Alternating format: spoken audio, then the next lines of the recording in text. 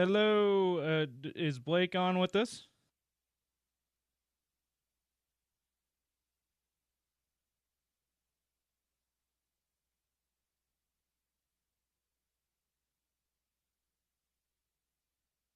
Hello, can you hear me?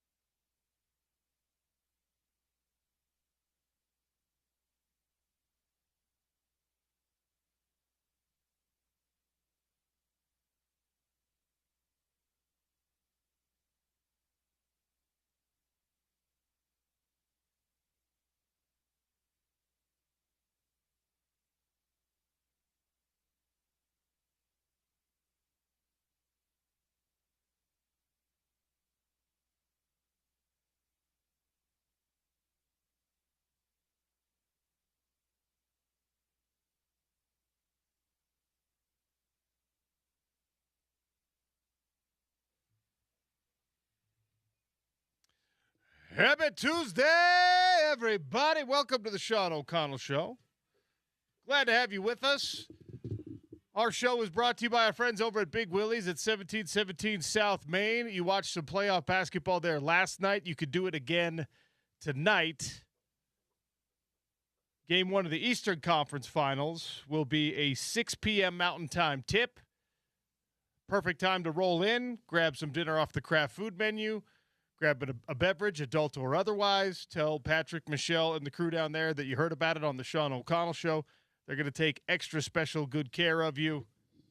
Big Willie's at 1717 South Main. Fun show lined up for you today. We actually have a guest right off the top. James is getting him connected right now. Blake Mykoski hosts a podcast called No Magic Pill, and he's involved with a lot of mental health initiatives right now. He is probably more famous for being the founder of Tom's Shoes. Founded Tom's, gave away, I don't know, like 100 million pairs of shoes for free to children in developing countries. Exited that company to great success. And, well, I'm going to let him tell his story as he sees fit when he joins us on the show. But he had a really good episode of his podcast with Kevin Love, multiple-time NBA All-Star, multiple-time NBA All-NBA player, and, of course, jazz man. And they talked about mental health, and it's just I encourage all of you, it's about an hour, I encourage all of you to go and wherever you find your podcast, listen to it. You could watch it on YouTube. It's really well executed. It's really interesting.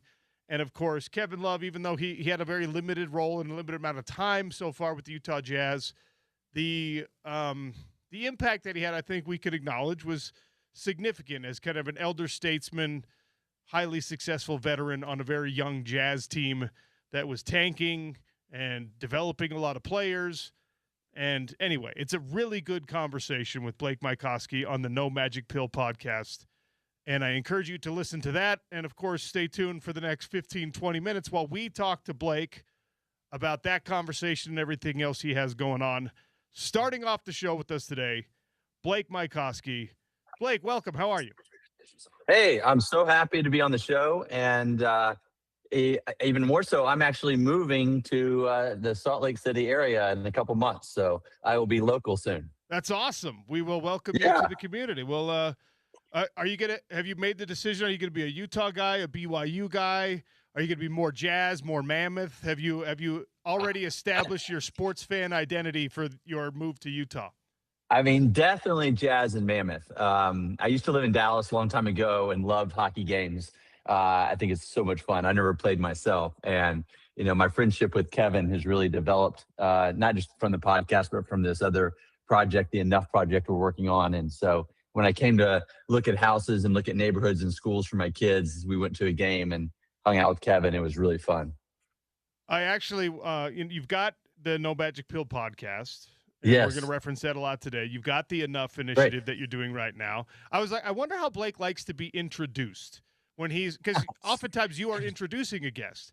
I wonder how Yeah, Blake, because, that's you're funny. like businessman, company founder, podcast host. I mean, how do you like to be introduced?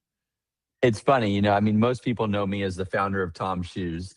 And, even though I'm not involved with Tom's anymore, it's something that I think that's really, it's almost like still I look at Tom's like one of my kids, something that I spent so much of my life creating.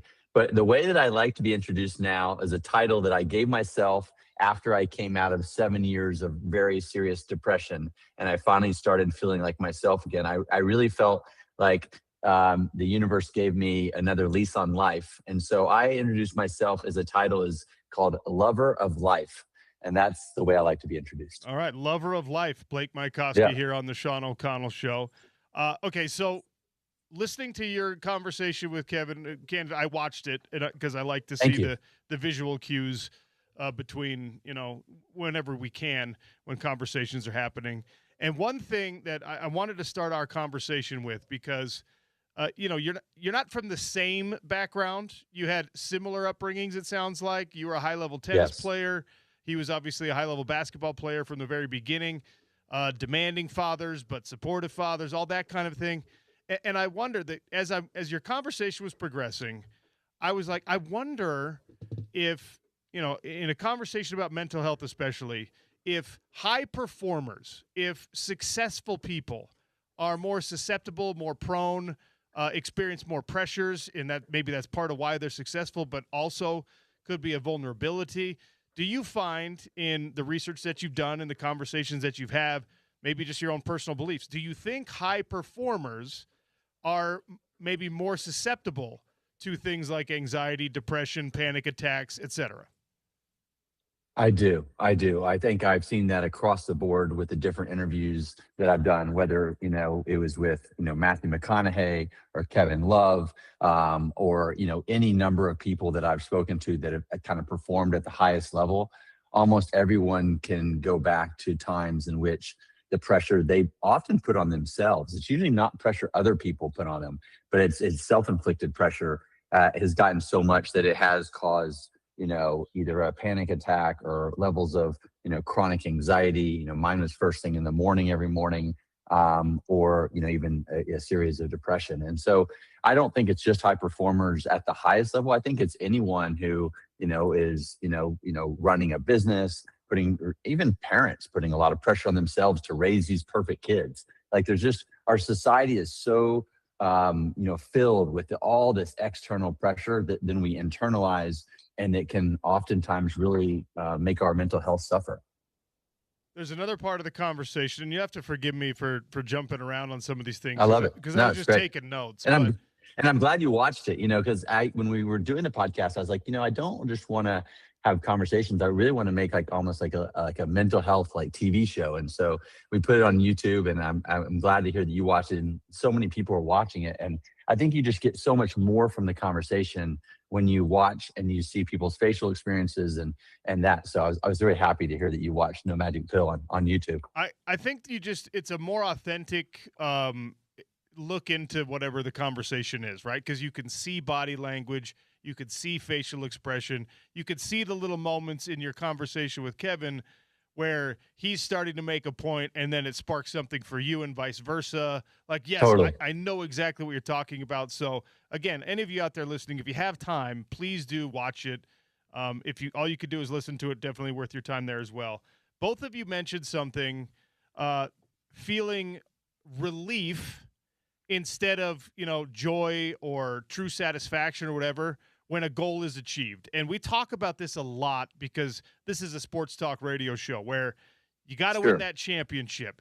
And every year we're just like, man, this Utah football team, they better win the conference championship or it's a letdown or it's a wasted season. And we've been lucky enough as a fan base to have watched some of those experiences, to watch some really impressive seasons that did end in championship success. And it's like, cool, we're going to hang a banner. But now what, right? For the coaches and the players, for a lot of them, it was just like, whew, I'm glad we didn't let everybody down. Now I'm going to get on the phone and call some recruits and remind them that I need them here tomorrow.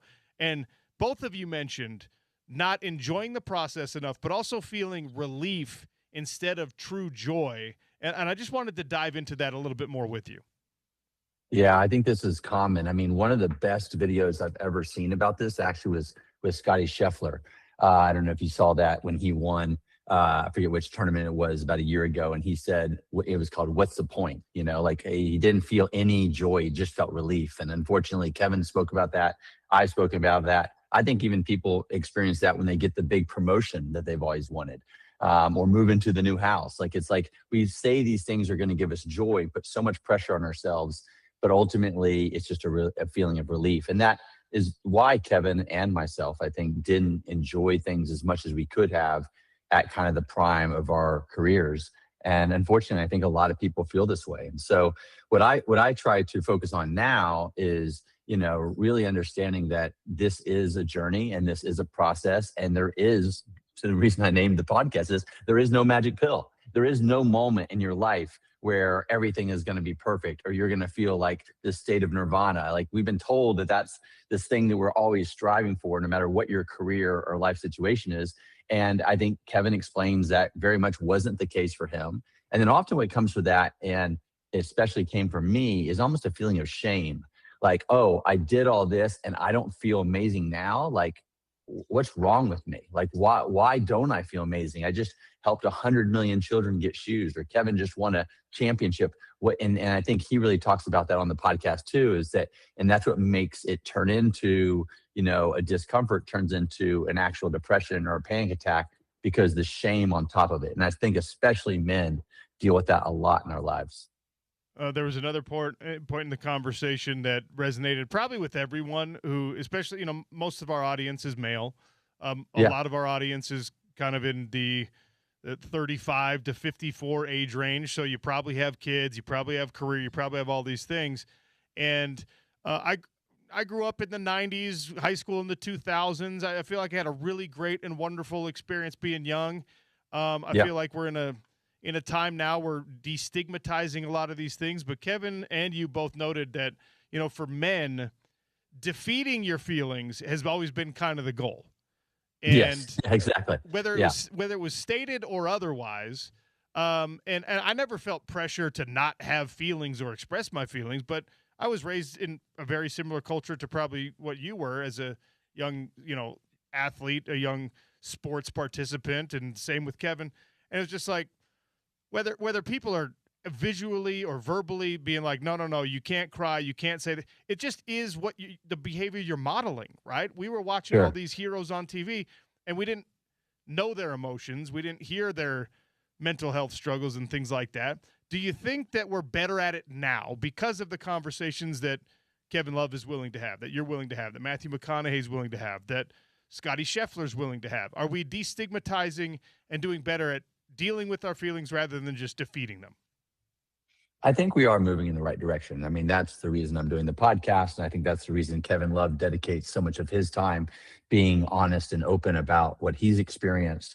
I think it takes, you know, role models like that to be open and honest so that people feel more comfortable sharing with their best buddy. You know, hey, I'm really having a hard time. I mean, one of the things that I found in the research I've done, especially as it comes down to, you know, something as serious as self-harm, is the risk of that goes radically down if you can just tell one person how you're feeling. And so if anyone's out there listening who might be really struggling or going through a hard time, like the most important, no matter how hard it is, you just got to find one person to talk to about it. And the amount of relief you will feel is amazing. And so I think more and more men are able to, you know, because of these role models, say, okay, there's nothing wrong with me if I'm having some pretty dark thoughts or I'm having a hard time right now.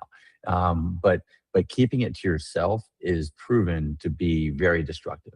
And so talking about it with at least one person, and that's why I'm having these conversations on the podcast, is I think the more we have these conversations, the more someone can relate to one of them. Some people might relate to the Kevin Love conversation, but others might relate to the Michael Pollan conversation or another conversation. But the point is the more we can have these conversations and relate, the more likely a guy is going to call up one of his buddies and say, hey, I just want you to know I'm having a hard time and this is what's going on. And that itself is like probably the best thing we can do for our mental health.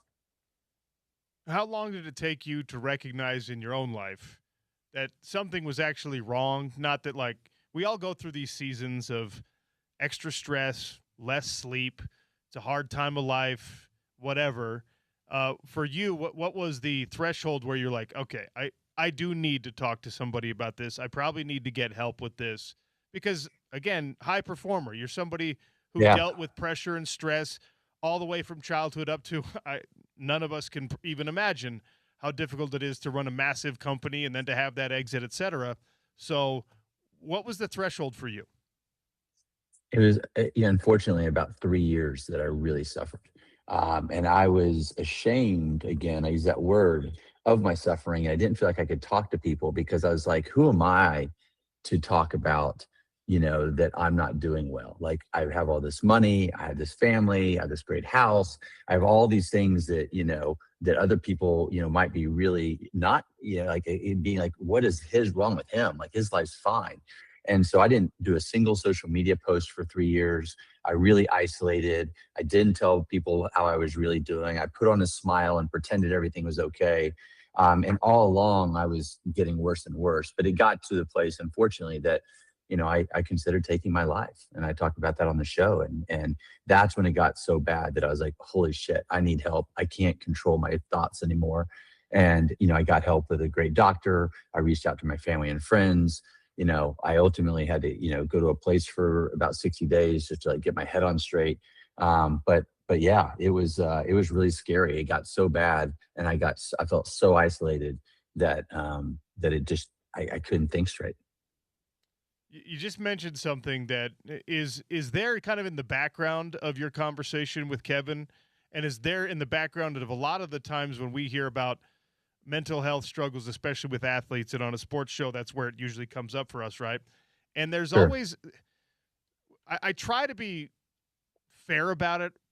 There is something out there, and I don't know the right way to really define it, where money, we think that money is supposed to be the fix for these things, or we're maybe less empathetic when it is an NBA player or an NFL player or a gold medalist gymnast in the case of like Simone Biles, where it's like, oh, Sure. what are you talking about? You have Yeah. it all. We, Totally. the royal we, us regular folk, we are allowed to feel this way. You Yeah. have what all of us want, so you're not allowed to feel this way. And I think it might be hard for the average person to sympathize or empathize with folks who are more visually, obviously, financially successful than them. And I wanted to ask you about your relationship with comfort, wealth, and financial success, and all of this. Did it make you feel more guilty, like you just mentioned? Like, I'm not allowed to feel this way because I have the things everyone else wants? Exactly. I mean, that you said it as good as I could have said it. That's exactly what was going through my head when I had these negative self-talk, this negative rumination. Anytime I would start feeling sorry for myself for not having energy or not feeling connected to my kids or not feeling like that I even wanted to be here anymore, a voice on my shoulder would be like, what the F are you talking about? You have all this resources. Think of all the people who are struggling day to day just to make, kind of paycheck to paycheck. Like, shut the F up. Like it was really a mean voice to myself. And it was because I think I had been conditioned my whole life to believe that if I made a lot of money, I would be happy. And if I had the success, if I was on the covers of magazines, if these things. And so when none of that actually added any real happiness to myself, if anything, it caused, more problems in my personal life. Then I felt a lot of shame and that I wasn't allowed to feel this way. And so I always say, like, mental health and depression or anxiety, or they do not care what your economic status is. Like, there is no one that is immune to this. And we have to be, we have to have compassion on both sides. People who are struggling financially, like, that's something that I don't understand right now. But also, you might not understand, why Simone Biles is struggling so much after being having the success that she's had. So it really is. We're all humans, and that's what I'm trying to do with the podcast too. And that's why I have all different types of people. Like this week, I have a woman named Kristen Neff on, who is a doctor who did this NCAA study about athletes and self-compassion. And her whole premise is actually when an athlete actually has self-compassion when they miss a shot or lose a game, and they talk to themselves in a more kind way and in a forgiving way, they actually over time end up performing better, not worse. A lot of times athletes and coaches think you got to just push, push, push, and you really be mean to yourself, because that's how you get the most out of yourself as an athlete or even as an executive. And what she found was, she did this study at the NCAA, was actually when you took that inner critic and turned it into an inner coach, and you replaced the negative kind of harsh motivational techniques with something that was more compassionate, she found that those athletes outperformed, and they entered what a lot of athletes need to get into, and that is a flow state.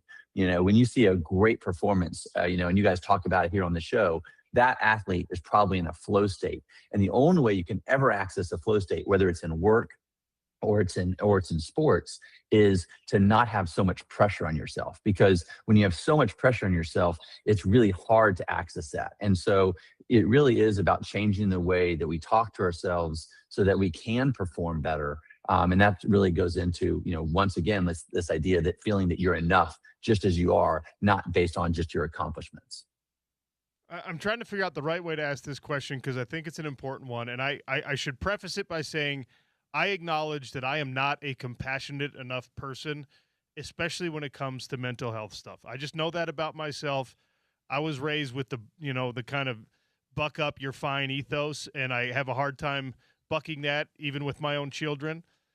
There is a thing, though, in our society, I think, where there's a recognition, whether it's from young people or old people or whomever, that this mental health awareness that we're all striving toward can be manipulated, can be used, and you get these cry wolf scenarios that, in my opinion, devalues actual mental illness, actual mental health problems. Everyone who feels sad tells their friends they're depressed. Everyone who's worried about a job interview now has an anxiety problem and wants to be medicated for it. And there has to be a line somewhere. And now that this is so deep, such an important part of what you're doing in life, can you offer me any perspective or any guidance on what that actually looks like? How we can help people to realize, like, no, it's okay to have an issue with depression, but it's not necessarily depression every time you feel down. It's okay. Totally. It's okay to get treatment for your anxiety, but it's not an anxiety disorder every time you're worried about something. How do we find that line, Blake? Yeah, I think that you look at some of the really important kind of signs of severe depression. So, like not being able to sleep, is one thing. Now, just that in itself doesn't necessarily say, okay, someone needs to really look at this depression. But if it's a combination of the following: not being able to sleep, very little appetite or way too much appetite, then having like the things that used to bring you joy, you just don't feel joy anymore. So I love to go surfing, and surfing is like my favorite thing in the world I get to do from a hobby perspective. And I remember being on a great surf trip with my best friends and like not even wanting to surf. Wow. And they were like, "What? Like, you don't want to surf? Like, we just came all the way to Nicaragua. Like, we spent all this money and time and we're here together." And I was like, "Yeah, I'm gonna stay inside and watch some Netflix." Like, that is a sign that something is effing wrong with me, And so I think that there are, and you can go online and there's great resources with NAMI and other nonprofits to really say, like, a checklist, like do a self-analysis of, okay, if 4 or 5 of these signs are all happening simultaneously, then I probably need to talk to someone. If 1 or 2 of them are happening, that's just life. I mean, like, look, I honestly, like, the last couple of weeks, we just launched this podcast, and as much as I love it and I'm having so much fun doing it, like, it was a lot of stress. I had to go to New York. I did a whole media tour. I had all this stuff. Plus, I got my stuff with my kids. We're in the process of moving to Utah. Like, there's a lot going on, and I wasn't sleeping very well for the last 10 days. That doesn't mean that I'm going back into depression. It just means that I got a lot on my mind and I have a lot to do every day. So I think you're really right in that, like, we want to make sure that we're not creating a society and an environment where, every time someone has stress or anxiety or a fight with their ex-wife, they're, having an anxiety attack. That's not the case. But if, 4 or 5 of these, very clear signs that something is off, and oftentimes they start as physical things. Like, your physical body is kind of giving you a sign before your mind starts to really suffer. And so looking at those and really being aware of those, both for yourself and for your friends, because oftentimes you might not realize it yourself, but you see a friend and they're not eating, they're not sleeping, they don't want to play golf with me anymore, they never call. Like, those are signs that something serious could be going on. I'll end with this because I want to respect your time here, but you and Kevin, in the interview, you both mentioned, your parenting. You both mentioned the importance of that. That is the number one most important thing in my life right now. I have young children. And you mentioned a phenomenon called neuron mirroring, which Yes. a lot of us as parents were just like, as long as we don't yell at each other in front of the kids, or as long as the kids don't see me cry or see whatever, everything's going to be okay. But this really stuck out for me because there's a subconscious reflection of mood, of feeling with the people that are closest to you that makes it so you got to work on yourself or else you're going to mess up your kids, basically. I mean, I'm so glad you brought that up. And it's interesting that the show that we launched this week on No Magic Pills with Kristen Neff, and she's the one who taught me and Kevin about that. So it's very relevant you brought it up because there's something they've been able to study in brain scans where, our neurons mirror the people closest to us. And so if you have a bunch of anxiety and stress and you're not dealing with it, then your kids are going to feel that. And you even hear about, babies in the womb with their mothers. But I really found that with my kids, like for so many years, I never felt that I was enough. And I never could do enough. I never could be enough as a dad, never could be enough as a partner. And I constantly, unfortunately, had that limiting belief that I'm just not enough. And while I never, ever told my kids that they weren't enough, and I never pushed that message onto them in any way, I do think that because I wasn't feeling enough, then they're looking at themselves and like, well, am I enough? And so once I really did some hard work to heal that and started to realize that I am enough just as I exist, and I can still have ambitions and goals and things, but I am enough just by my birthright, I've noticed that my kids have relaxed, especially like my 11-year-old son who's an athlete and is, wanting to perform and all these things. Like, I saw them really relax. And I think that's been one of the coolest things of seeing how these, mirror neurons work, is that when you do the work on yourself, you're actually doing it, and it helps your kids more than probably anything you actually say or do. So it's so important that to do this work on yourself, to deal with whatever's coming up so that you can release it and that you can live in what I call more of a beautiful state so that your children feel that as well. Like, I could pick your brain all day, but like I said, I want to respect your time. How can our listeners get more involved with what you're doing with the Enough Initiative, with the No Magic Pill podcast, and everything else you got going on? I mean, the best thing is just go to YouTube and subscribe if you like watching them, because then you'll get notified every week when a new one comes out, or on Apple and Spotify, it's No Magic Pill. And then our Enough Initiative is a mental health nonprofit where we sell these bracelets to remind ourselves and others that we are all enough. And that website is weareenough.co. So those are the two ways. And I just really appreciate this conversation. I wish I was spending my whole day doing these conversations with specifically, these audiences, because this is who I, think most needs to have these conversations. So thank you for bringing me on the show and helping get the word out there about the podcast. Well, a preemptive welcome to Utah. Once you're here and you're settled in, let's get you here in studio. Let's have a nice long conversation about everything you got going on. Blake, thank you for your time. Appreciate you. Okay, thank you so much. That is Blake Mykoski, the No Magic Pill podcast. Great job, James, tracking that down for us. He's a busy guy. Obviously, he's got a lot of things going on. He's got a move coming up. The Kevin Love episode really is, it's definitely worth your time. Even if you just want to watch it as a basketball fan, like, hey, thank you, Blake. The whole conversation is not all mental health focused. There's a lot of stuff in there, but it gets you a little closer to Kevin Love, his process, his behind the scenes, his life, etc. And I think we're all Kevin Love fans here now. He never, to my knowledge, he never really was like a hated opposing player. And then, of course, he became a Jazz man and gave everyone a reason to love him. I think I think I agree with you there. He played for Minnesota in the division for a long time, but the T-Wolves weren't good, so I'm sure I feel like there was some indifference there or just some admiration because he's doing awesome on a bad team. The only thing that there might be some people that are like, Kevin Love before he joined the team was there was that story of Dennis Lindsey saying we had a big name player, a star player that we were going to trade here, and he said he didn't want to play for Utah.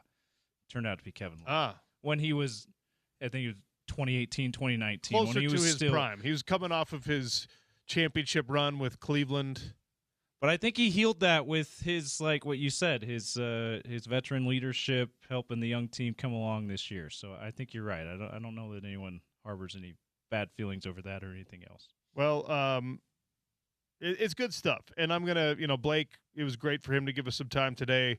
I've only so far listened to and seen the Kevin Love episode of his No Magic Pill podcast, but I think I'll be diving in a little bit deeper. And I had several more questions for him, but we just had to make sure we got him out on time because he's got a lot going on. May, of course, is Mental Health Awareness Month. You might be tuning in and be like, dude, there's a basketball game. We're going to talk about it, I promise. We know there's a lot to get to, but May is Mental Health Awareness Month. The first annual Hope for Mental Health Radiothon is actually 10 days from now, May 29th, right here at Broadway Media in partnership with the Huntsman Mental Health Foundation. ESPN700sports.com for more details. And, of course, get your donating mood ready for the May 29th first annual Hope for Mental Health Radiothon. That'll be next, not this coming Friday, but the Friday after. All right. Taking a break. We're going to come back. Game 1 of the Western Conference Finals certainly lived up to whatever hype and beyond, and so did Victor Wembanyama. We'll get there on the Sean O'Connell Show, ESPN 700 and 92.1 FM.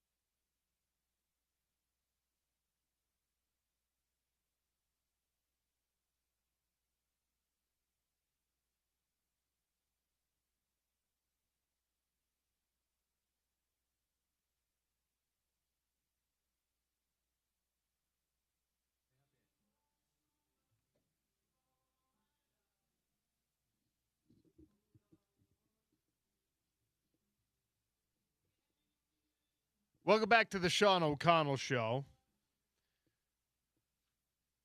Eastern Conference Finals in the NBA. Game 1 tonight, Cleveland Cavaliers at New York Knicks, 6 p.m. Mountain Time tip. Western Conference Finals, Game 1 was last night, OKC San Antonio in Oklahoma City. San Antonio ends up winning in double overtime, 122-115. The final minute of the first overtime was one of the wildest sequences we've seen in playoff basketball so far this year. And I know I tend to be a prisoner of moments. I know I could get caught up in the hype of something. Victor Wembanyama, 49 minutes last night in a double overtime game, 41 points, 24 rebounds, 3 assists, 1 steal, 3 blocks. He did turn the ball over 3 times, including once at the end of the first overtime. But then, of course, he came back and hit a Steph Curry 3 at 7'5". How many guys in today's NBA, and I hesitate even doing this because we're feeling more warm fuzzies about the future of the Utah Jazz and an upcoming number 2 pick, and we had Brian Haney, the voice of the Kansas Jayhawks, on yesterday, basically telling us all the things he felt like we needed to know about Darren Peterson and how he's going to be a great NBA player and he could be Kobe Bryant. And you're starting to, like, the optimism that's already pretty strong is starting to burn real hot in Jazz Nation. And you're going to get this Walker Kessler situation figured out, and you're going to have this fascinating, big starting front court. And you're going to have skill on the outskirts, and you're going to be like, all right, let's go. We're not tanking anymore. And then you watch OKC, the defending champions, and you're like, oh, my gosh, this team is really, really, really good. And then you watch the San Antonio Spurs, whose starting lineup averages 22 and a half years of age, and you're like, oh, crap. San Antonio might be even better because they have an actual extraterrestrial invasion right there on the court with Victor Wembanyama. And it begs for me the question, when I see that guy having a performance like that in the playoffs last night, and they might lose the next 4 games. Who knows? I don't think they will. But I see that dude, and I remember he's 22, and I say, how many guys in today's NBA, and especially the West, are not going to win a championship because Victor Wembanyama's alive? The same way that John and Carl never won an NBA championship because of Michael Jordan, and I guess Hakeem Olajuwon too, but like mostly Michael Jordan. I'm looking at it going, how many guys on how many teams, college and pro? Because, right, if you're a college player, you're looking at it and be like, I'm going to be in the NBA in 2 years. If you're a high school senior, you might be like, I'm going to be in the NBA in 2 years. And you're like, dang, I hope I end up with the Spurs, not playing against the Spurs. If you're Cooper Flagg, you're just like, dude, I am amazing. Crap, I might never win anything.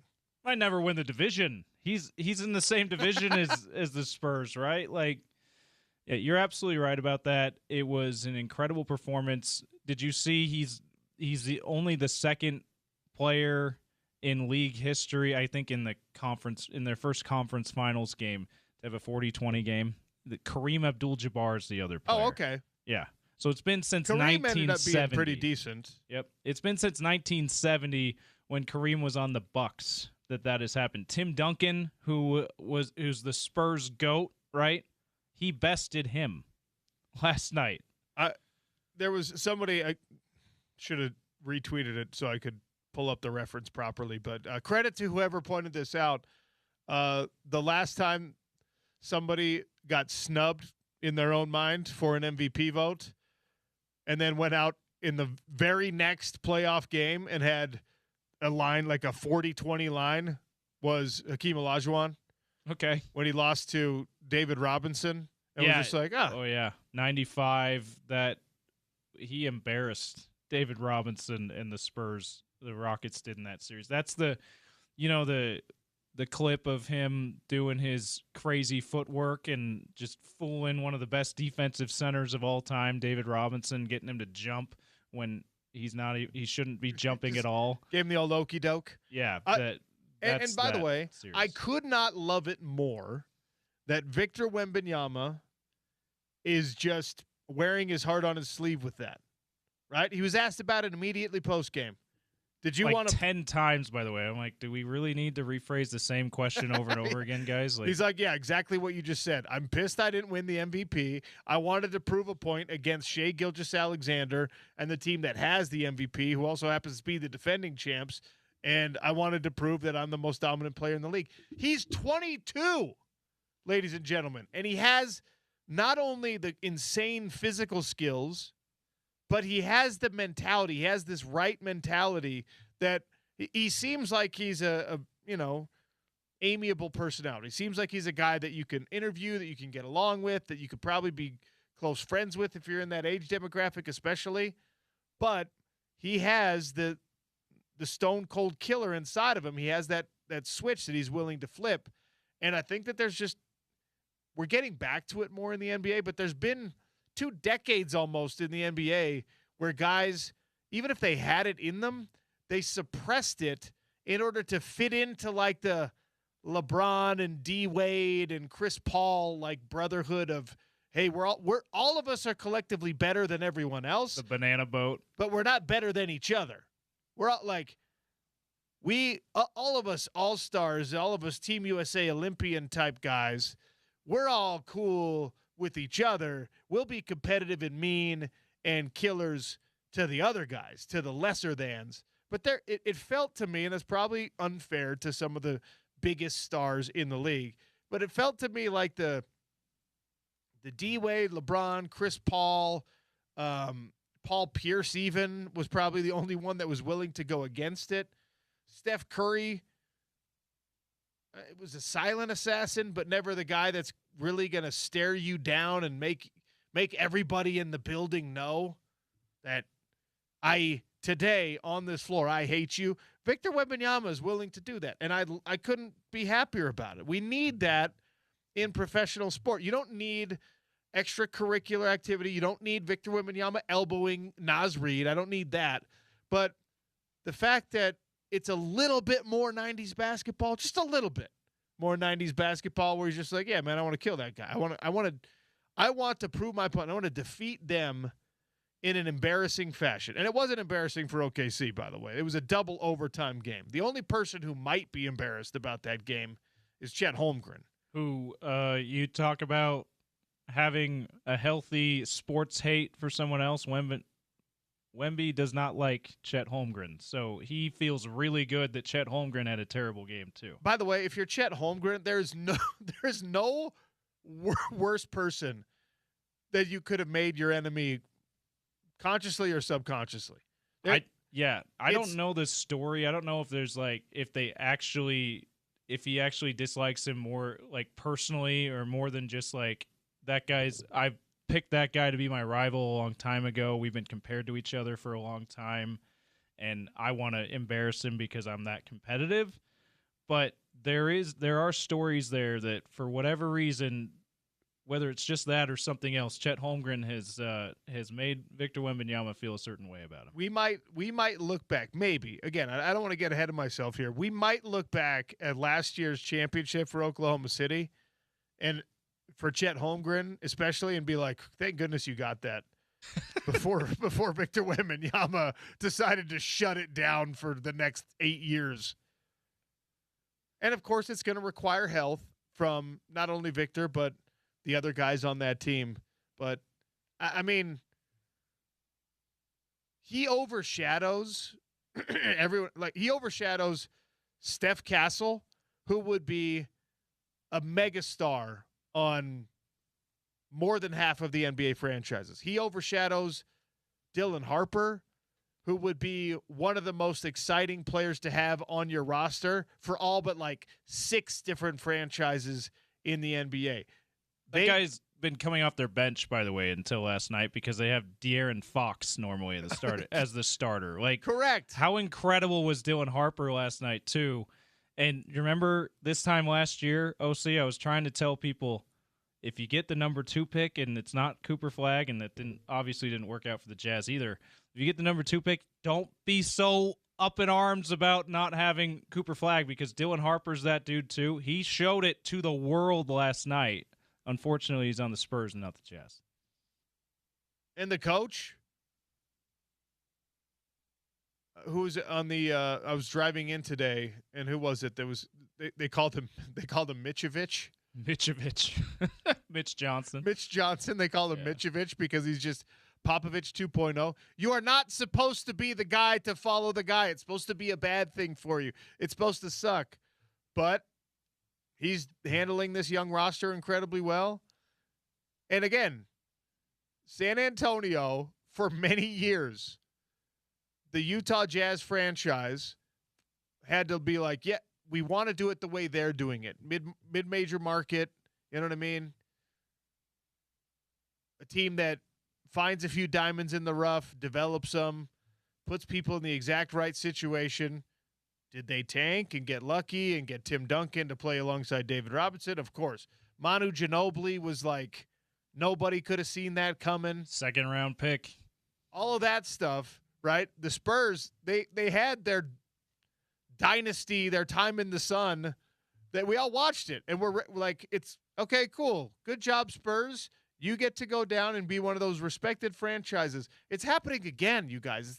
This is the worst Jazz deja vu that we could possibly be experiencing. Oh, and by the way, they might still lose this series in Oklahoma City. Everything I'm saying about San Antonio, because I'm a prisoner of the moment after game 1, everything I'm saying about San Antonio also applies to Oklahoma City. Yeah. And they're the defending champs with the 2-time MVP. It was nuts hearing a lot of people. You're not the only one tends to be prisoner of the moment. We all tend to. Certainly, there's a lot of people nationally talking and fans calling into the Dan Patrick Show, listeners like that calling in talking like OKC was defeated. It's like, guys, it's one game, and they darn near won like 3 different times, even though they were down by like 20 points, almost 20 points in this game. Like And Chet Holmgren played an awful game, and SGA played a substandard game. Yeah, like Alex Caruso, by the way, just showed he could get you 30 points when you need him to, and that's Alex Caruso. And he could get a couple of defensive stops, and he's incredible on defense. He's just... Yeah, I have coveted Alex Caruso. When the Jazz, at the end of the Donovan and Rudy era, when they got embarrassed by at the end of the Clippers series, it 5-6 years ago, right? The one none of us want to talk about. I'm sorry for bringing it up. He was a free agent for the Lakers. Alex Caruso was, and I'm like, the Jazz need perimeter defense. I'm like, Alex Caruso is the guy they need. Ever since the Lakers inexplicably let him go that offseason, which was a huge mistake by the Lakers, by the way, he was all defensive player of the year type guy, candidate guy for the Bulls on some bad Bulls teams. Didn't get a lot of attention there. Gets traded to the best team in the West who had a disappointing postseason 2 years ago, Oklahoma City Thunder, that we've forgotten about, had a disappointing end in their postseason because he made them unstoppable on the defensive end, right? He's been such an unheralded key to a couple of different championship teams, and he was awesome last night. Oklahoma City's going to be fine. Like you said, they may end up winning the next 4 in this series, and we're not going to forget about this game 1, but we're not going to be thinking about it like it was this dominant performance. It doesn't have to be like this is the rise, this is the start of the championship. But the thing is, even if Oklahoma City wins the next 4 games, the San Antonio Spurs still have this early 20s lineup for the foreseeable future, and they have Victor Wembanyama presumably getting better and better. He is not in his physical prime yet. The physical prime for NBA athletes is, I think, a little bit earlier. It's for if we're talking NFL football, kind of 28 to 31 is when those guys are really at their very best. They're as strong as they're going to be. Their body hasn't been worn down too aggressively just yet. I think it's a little earlier, especially with these giant dudes in the NBA. I think it's probably more like a 25 to 29 type range. But he's still got 3 years before he's even there. He might grow even taller before he gets to that point, would be by the way. dumb, by the way. If he does that, that would be dumb. Yeah, and the other thing about it, he's not even close to his prime as an offensive player, and yet he can score in his sleep. Like, that's absolutely scary. He is not near as efficient as he probably will be.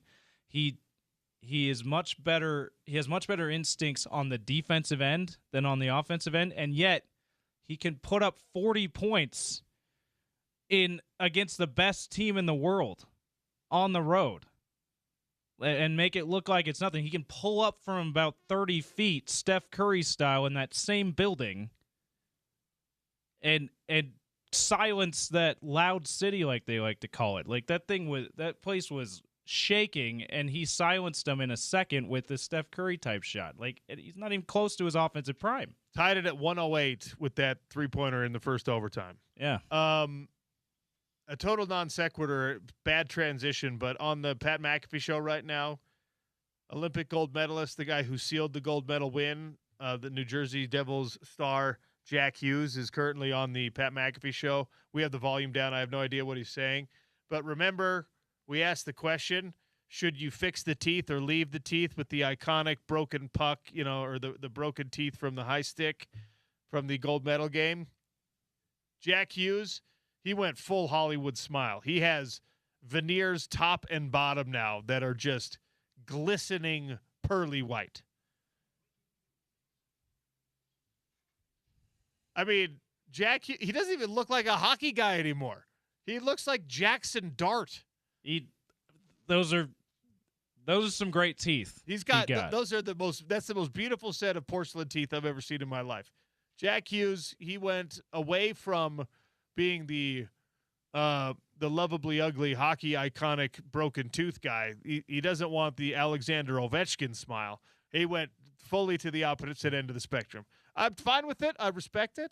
Yeah, I was going to say, do we call him a sellout now, or no? We're fine. I have veneers on my top teeth, so I cannot be. So you're also a sellout. Yes, I'm also a sellout. I cannot be casting aspersions on something that I myself have done. But yeah, total non sequitur there. Apologies. We will talk some hockey on the show today. Before we take a break, this from Derek on the text line, 877-353-0700, if you ever want to weigh in. Says, I don't want to rain on everybody's Wemby parade, but it took Wemby getting pissed off and going superhuman for the Spurs to win a game in OKC in double overtime. When SGA had a bad game, I truly do not think the Spurs win another game because SGA might drop 50 in the next one. May very well be true.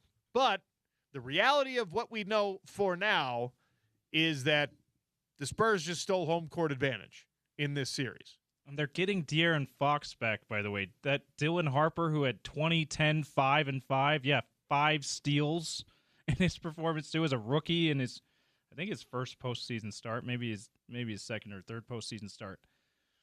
First postseason start in, like, huge stage like this. That guy's coming off the bench now. I would say that's a bad bet to say the Spurs won't win another game. Derek might be absolutely right about the Thunder end up winning this series, though. What a start to the Western Conference Finals. We'll do a quick hot lunch next. Ted Robinson is going to join us at the top of hour number 2. French Open begins this weekend at Roland Garros.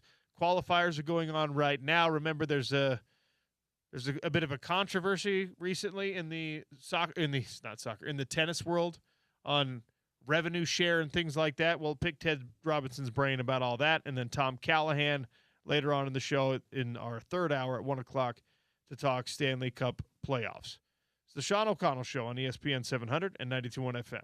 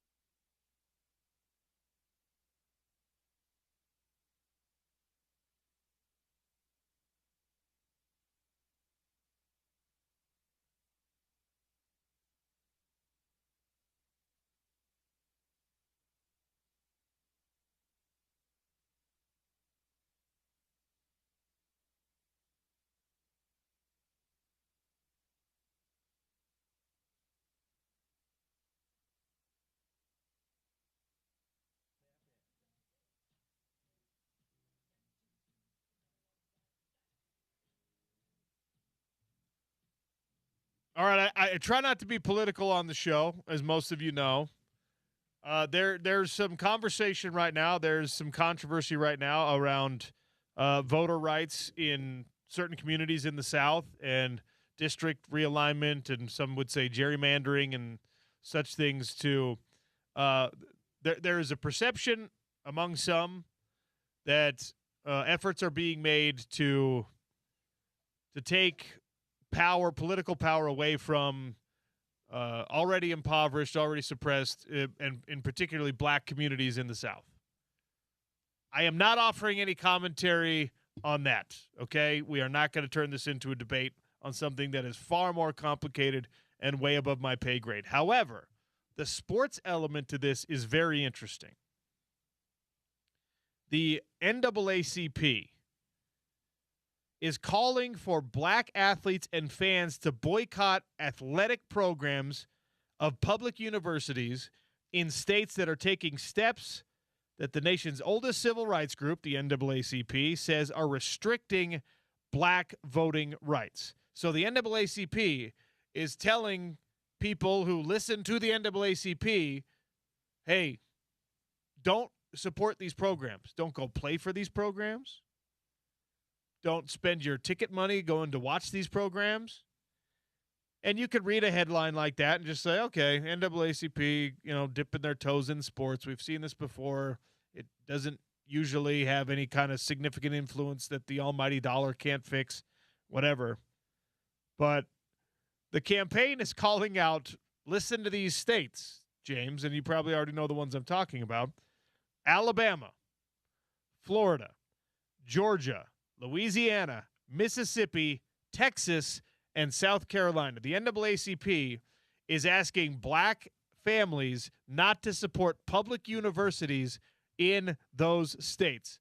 Let me say again: Alabama, Florida, Georgia, Louisiana, Mississippi, Texas, and South Carolina.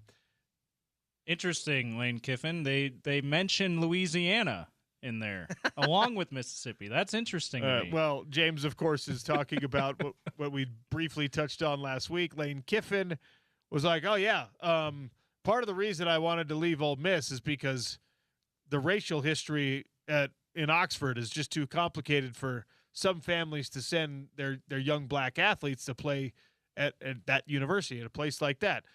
Again, Louisiana has an incredibly dark and complicated racial history as well, for a lot of the same reasons and along the same lines. But this is the South. This is the South. This is every team in this SEC is affected by this. Now, the NAACP is just asking, they're just saying, hey, don't support these universities. And 99.9% of families could probably just be like, thank you for your advice, but we didn't want it, so we're going to do what we're going to do. Still going to support the universities if we're Georgia fans, whatever. I'm a Georgia fan. I'm a longtime Georgia season ticket holder. Oh, also, I played for Georgia, and I had an okay experience, so I'm going to send my kid to play softball or volleyball or football at Georgia. But there might be the 0.1% outlier, or I think maybe more relevantly, more saliently, there's probably a lot of coaches in the Big Ten right now that are just like, hey, don't you think that's good? That's a good little point that the NAACP is making. Or even, I mean, honestly, or even like the ACC schools in North Carolina be like, hey, did you see how they didn't mention us? Yeah, that's fair. You want to be a Tar Heel? You want to be a Dookie? So just the politics and sports thing, there's always some kind of crossover. There's always some kind of one bleeding into the other. It's not always this direct, where a very influential organization is saying you're doing something wrong in our eyes if you're supporting these universities, because they're public institutions in states that are trying to take away voting power from our community. And given the modern political climate, there's some tribalism being forced back on certain communities, or being encouraged back into certain communities. And I don't think that's the American way. I think that sucks. But these are powerful institutions. These are powerful organizations. And I'm not going to pretend like I know exactly the level of influence that the NAACP has if I'm a young athlete in Southern California who's being offered to go play for the Crimson Tide. But maybe mom, dad, grandma, grandpa are just like, hey, I'm a card-carrying NAACP member, and I can't send you to Texas right now. Yeah, don't go to Lubbock. I don't care about Cody Campbell's money and their 2 targets. Come to Salt Lake City instead. Anyway. Setting aside our own our own history there. It's hopefully getting a lot better. I wonder how much Salt Lake City comes up in those types of conversations. Probably zero. But again, I always hesitate to talk about these things too directly. I have no idea what it's like to be, first of all, talented, but also to be young and black and being, offered scholarships by a lot of these different places and expected to go and perform at a place that, maybe that, like, if you're at a Georgia football game, there's some old crusty racist in the stands for sure.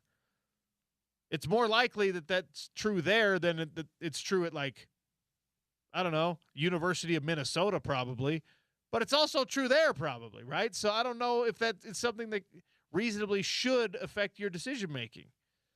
The NAACP, though, is telling its own sort of constituency that, yes, this should affect your decision-making. That might be relevant. I'm not sure. Just thought I'd bring it up. We have lots to get to about college football at some time this week. Maybe we don't get to it today, but 2014 playoff looks like it might be inevitable. Yikes. You know what? Ted Robinson is joining us to talk French Open. He's a longtime voice in college football and in professional football as well. Maybe we'll have some time to pick his brain about some of the changes and some of the things that are happening, some of the headlines, more Brendan Sorsby news, etc. Ted Robinson next, starting off hour number 2 on the Sean O'Connell Show. It's ESPN 700 and 92.1 FM.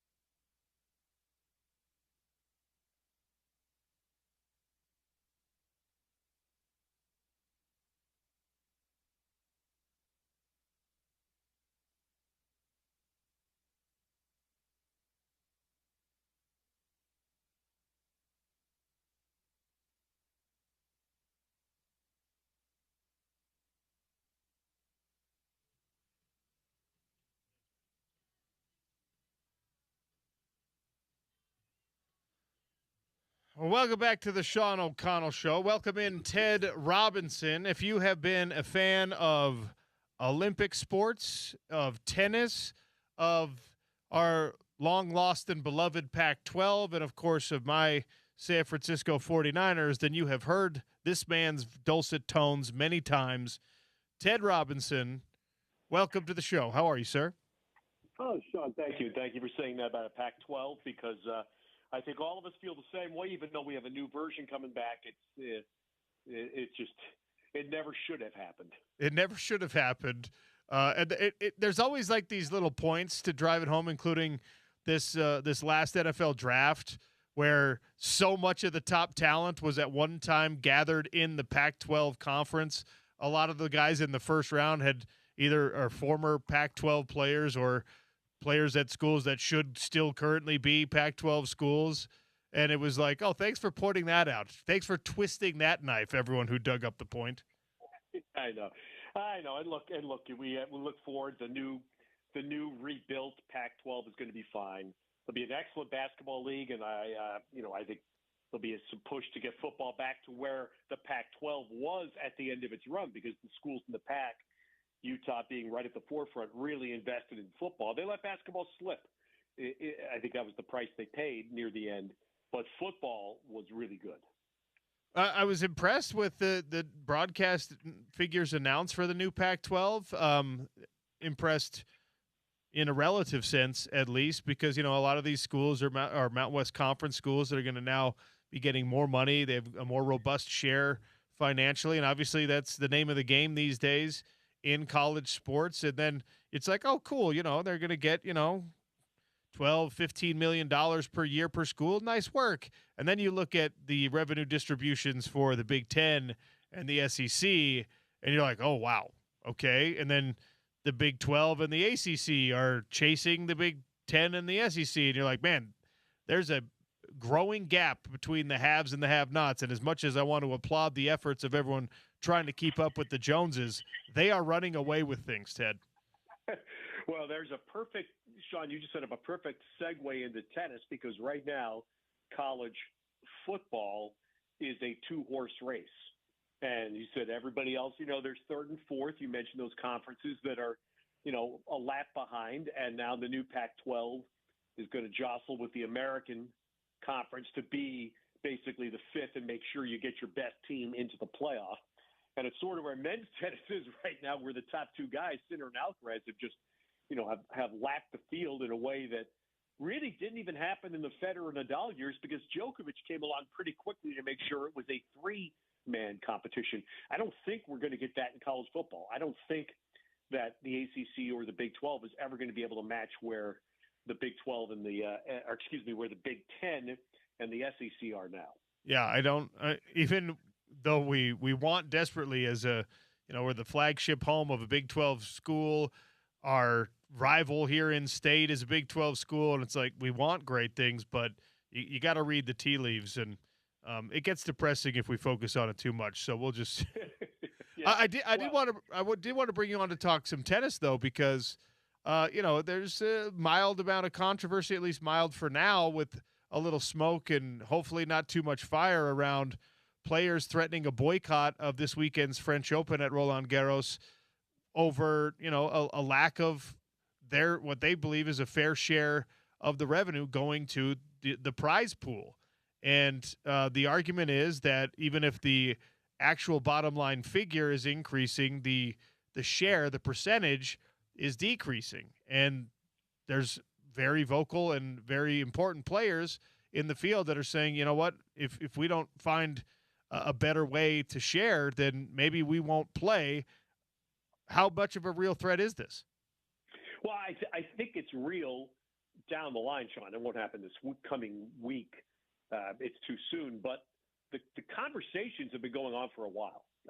In fact, last year, a group of top players, both women and men, hired Larry Scott, of all people, a very familiar name to Utah fans, and also a longtime tennis executive, ran the WTA for years.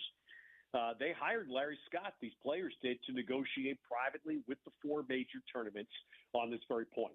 Basically, it's no different than what the team sports are going through and what baseball will likely encounter next year is the players want a bigger, they think a more, they have earned a higher percentage of the revenue. Each of the four majors is an independent group. This is one significant difference that is hard for a lot of sports fans to get, I know. And believe me, being in tennis 45 years, even I have a hard time with this. But each of the four majors is an independent. They answer to nobody. It's very similar to the Masters in golf. The Masters answers to themselves, no one else. Same with Wimbledon and tennis.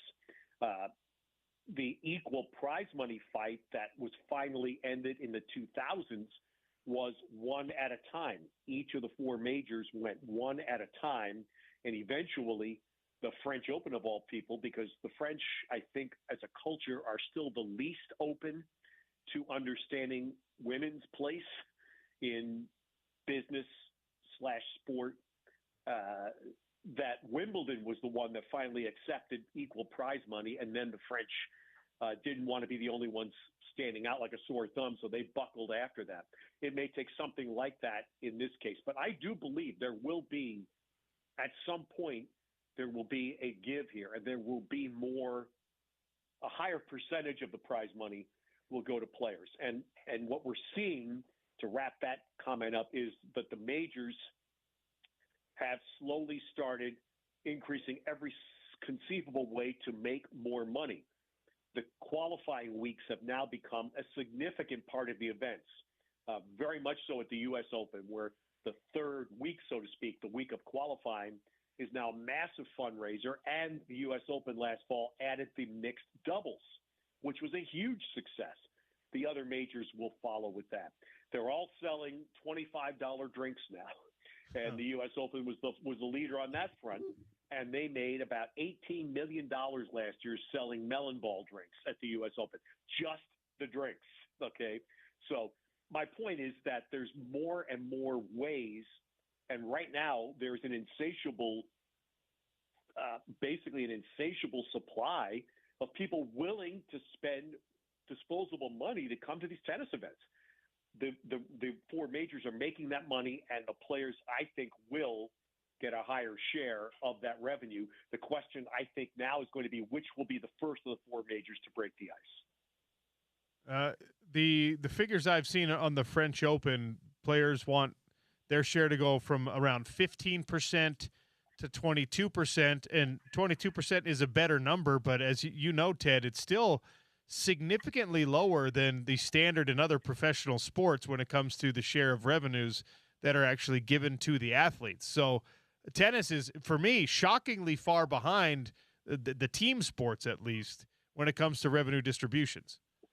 Yeah, that's what the players, Sean will tell you the very same thing. The players I know, the American players are the ones I know of, and I was with somebody 2 weeks ago who was showing me his phone, and several of the top American tennis players were in a communication with this person about, tell me how much revenue the Rome, the Italian Open that just finished, makes. Tell me how much revenue Madrid takes in.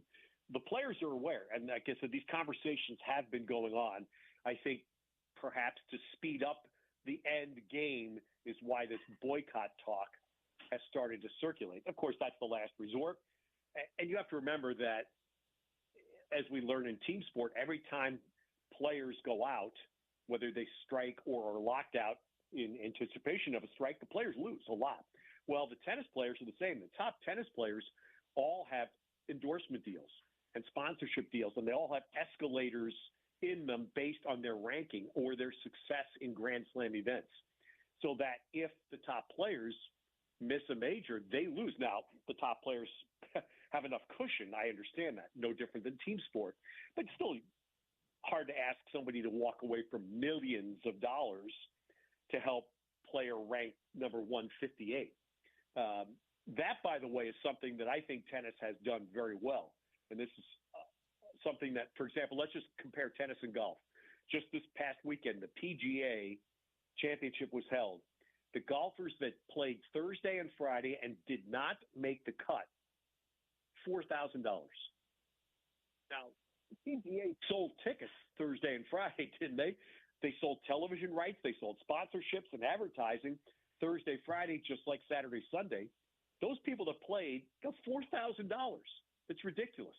If you go to the French Open next week and you are in the main draw of 128 players and you lose in the first round, you will still earn somewhere in the vicinity of $100,000 US. That's awesome. And that's been a great drive by the players to help the second tier of players, let me use that as a phrase, to subsidize their travel for a year. So that if you're in the top 100 in tennis right now and you play in all four majors, you know you start the year with $400,000 in your pocket, out of which you pay for your own travel, your own transportation, your own coach, your own strength program, your own nutritionist, blah, blah, blah. That has been a major step forward. So golf is way behind on that. Live was the thing that finally shook golf to at least, the U.S. Open golf for years. If you missed the cut, you played Thursday, Friday, and didn't make the cut, you got zero. How was that allowed to happen for all those years? That's insanity. At least Live forced golf to confront some of these things and make it a little bit better for their players. Ted Robinson is our guest here, talking a little tennis on the Sean O'Connell Show. The actual tennis that we expect will be played, even after all the hullabaloo, will be without Carlos Alcaraz. He's going to miss the French Open. He's going to miss Wimbledon due to this wrist injury. What does that do for the rest of the field? Well, it's tough for tennis. It's concerning for Alcaraz. Wrist injuries in tennis have ended careers. The wrist that one's hard. It's hard to fix. It's hard to come back from. And the fact he's missing Wimbledon leads you to two thoughts. One is it could be more serious than any of us want it to be. And the second thought, which we all hope is the case, is they're being super cautious in making sure he comes back. And that's what everybody in tennis will hope is the real answer. For the rest of the field, it's massive. And I'll tell you, the guy that is the most probably inwardly hopeful of all is going to be 39 years old in a couple of days. And that's Novak Djokovic, because the obvious reason Djokovic continues to play is only to hunt one more major.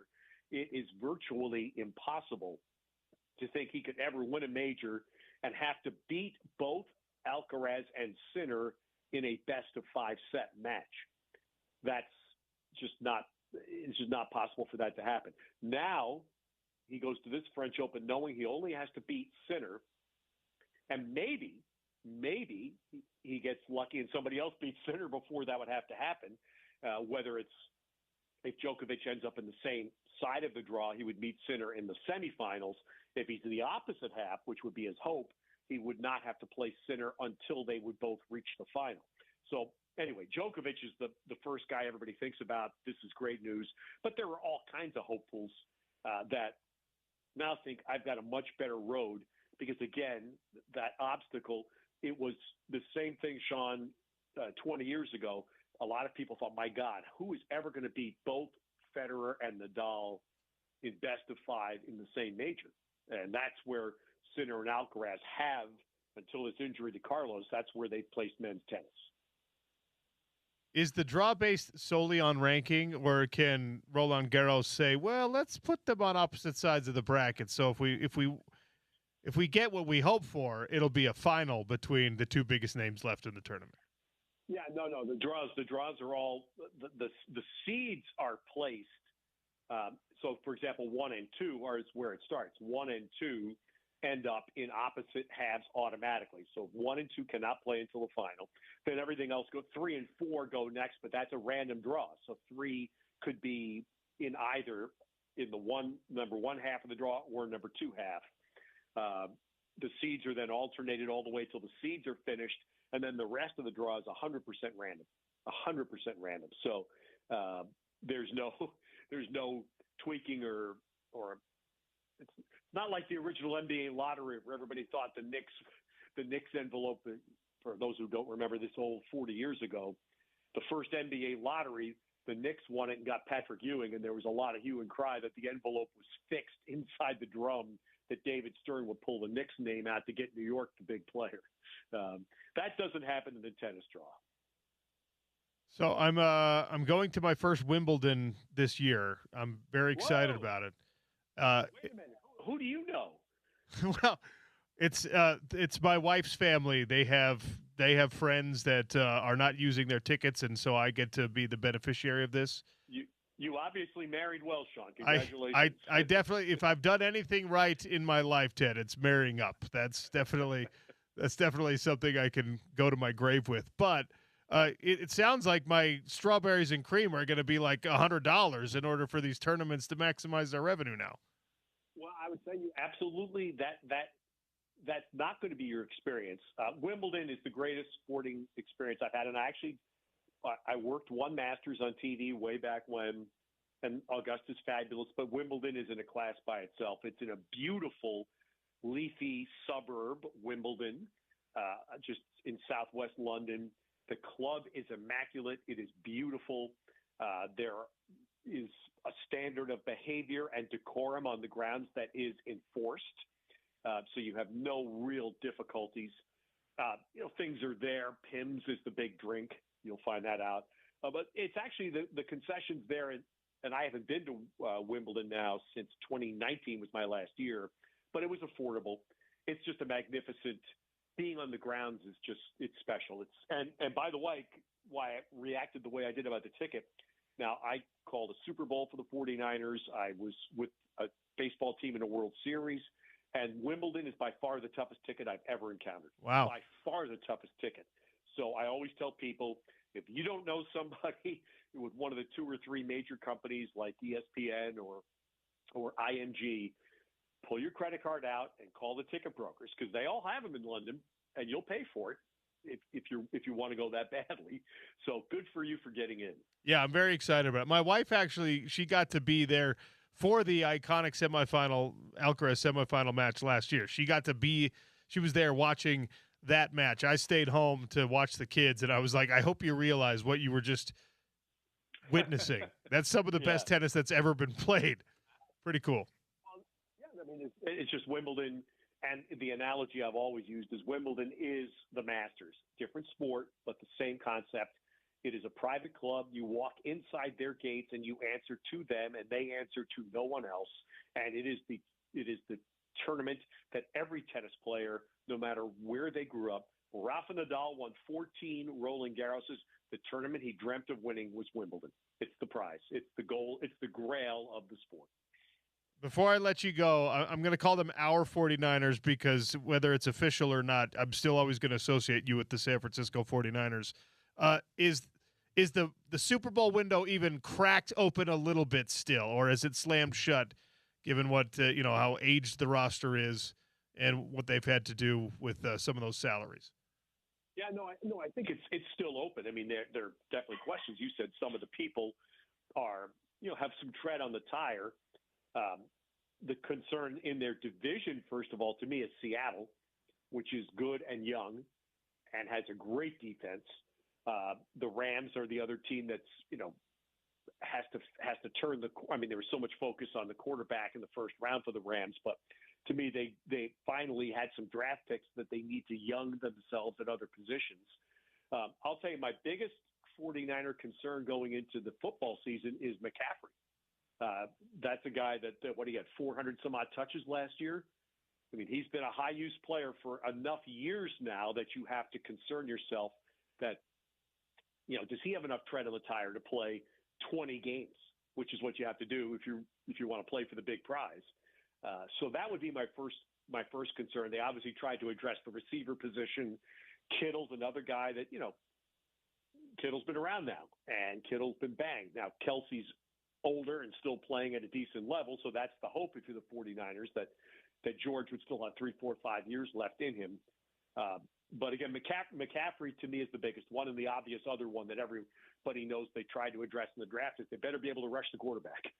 And they tried to fix that in the draft as well. Ted, appreciate your time today. Let's chat again soon, my friend. All right, Sean. Hey, listen, enjoy Wimbledon, man. I'll be envious. I will enjoy it, and I'll enjoy it extra just for you. So have a great call on the French Open. Thanks, John. Thank you. Ted Robinson, a consummate professional. in the business of sports broadcasting, one of the great play-by-play guys in these United States of America.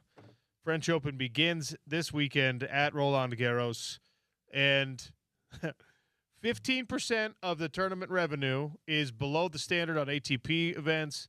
It's below the other Grand Slams. That's why there was the threat of people boycotting the French Open. Some big-time players, big-time voices in tennis were like, don't boycott. Let's do the peaceful negotiation thing. Let's make sure that we work this out the best way possible. If you're trying to increase your share as an athlete to 22%, you're so far behind the eight ball. I can't believe tennis has been getting away with this for so long. All right, our Daily Dump is next, brought to you by Valley Plumbing, the truck with the duck. I think Rob from Valley Plumbing might actually join us for this one. It's the Sean O'Connell Show on ESPN 700 and 92.1 FM.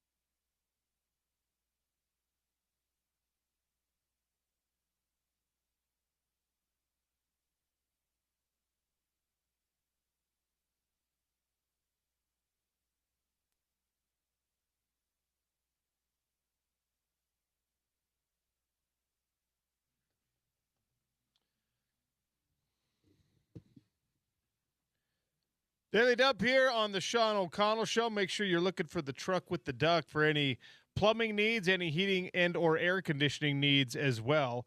Rob from Valley Plumbing is actually here in studio with us today. Hey, what's up, man? Hey, you know what? I'm loving this. This is beautiful, and thanks for having me in here. So the last time we had you in, you know, the heating and air conditioning had just been added. It was still a brand new thing. Now we're in Utah weather spring, which means the heater's on, and then the next day the air conditioning's on, and then the next day the heater's on. I imagine it's a busy time for you. This is absolute insanity, I tell you, because it's something that we haven't had to deal with when on the plumbing side. You know, plumbing is consistent all year long, winter, you know, summer. It's just consistent. When it comes to HVAC, it's because of so many. There is that thing where you've got to take care of your unit in the off seasons. You got to clean it. You got to get it ready. And so many people don't. So the second it gets hot, all of a sudden everything's not working. And the phone, it's just, you cannot keep up. And then it gets cold, especially right now, because I'm seeing heaters in the morning and air conditioners in the afternoon, and it's back and forth, and just so many problems. I cannot stress for you out there listening the importance of finding – I got a guy for that, right? Let Valley Plumbing let him handle all of it for you, because when you have a company that you know, you have a company that you trust, it just reduces the stress of home ownership significantly. I have found this with you. I had, you know, you came on the show, you guys became new partners, and like clockwork, it always happens. My rental property, I had a little leak, I had a plumbing issue, and I'm just like, all right, I'm going to test it out. I'm going to make sure the Valley Plumbing is doing what they're supposed to do. I didn't even have to get on the phone. I go on the website. I put an appointment in on there. I tell you I've made an appointment. You're like, all right, I'll throw a little discount on there for you. Thanks for that, by the way. But the issue was fixed that day.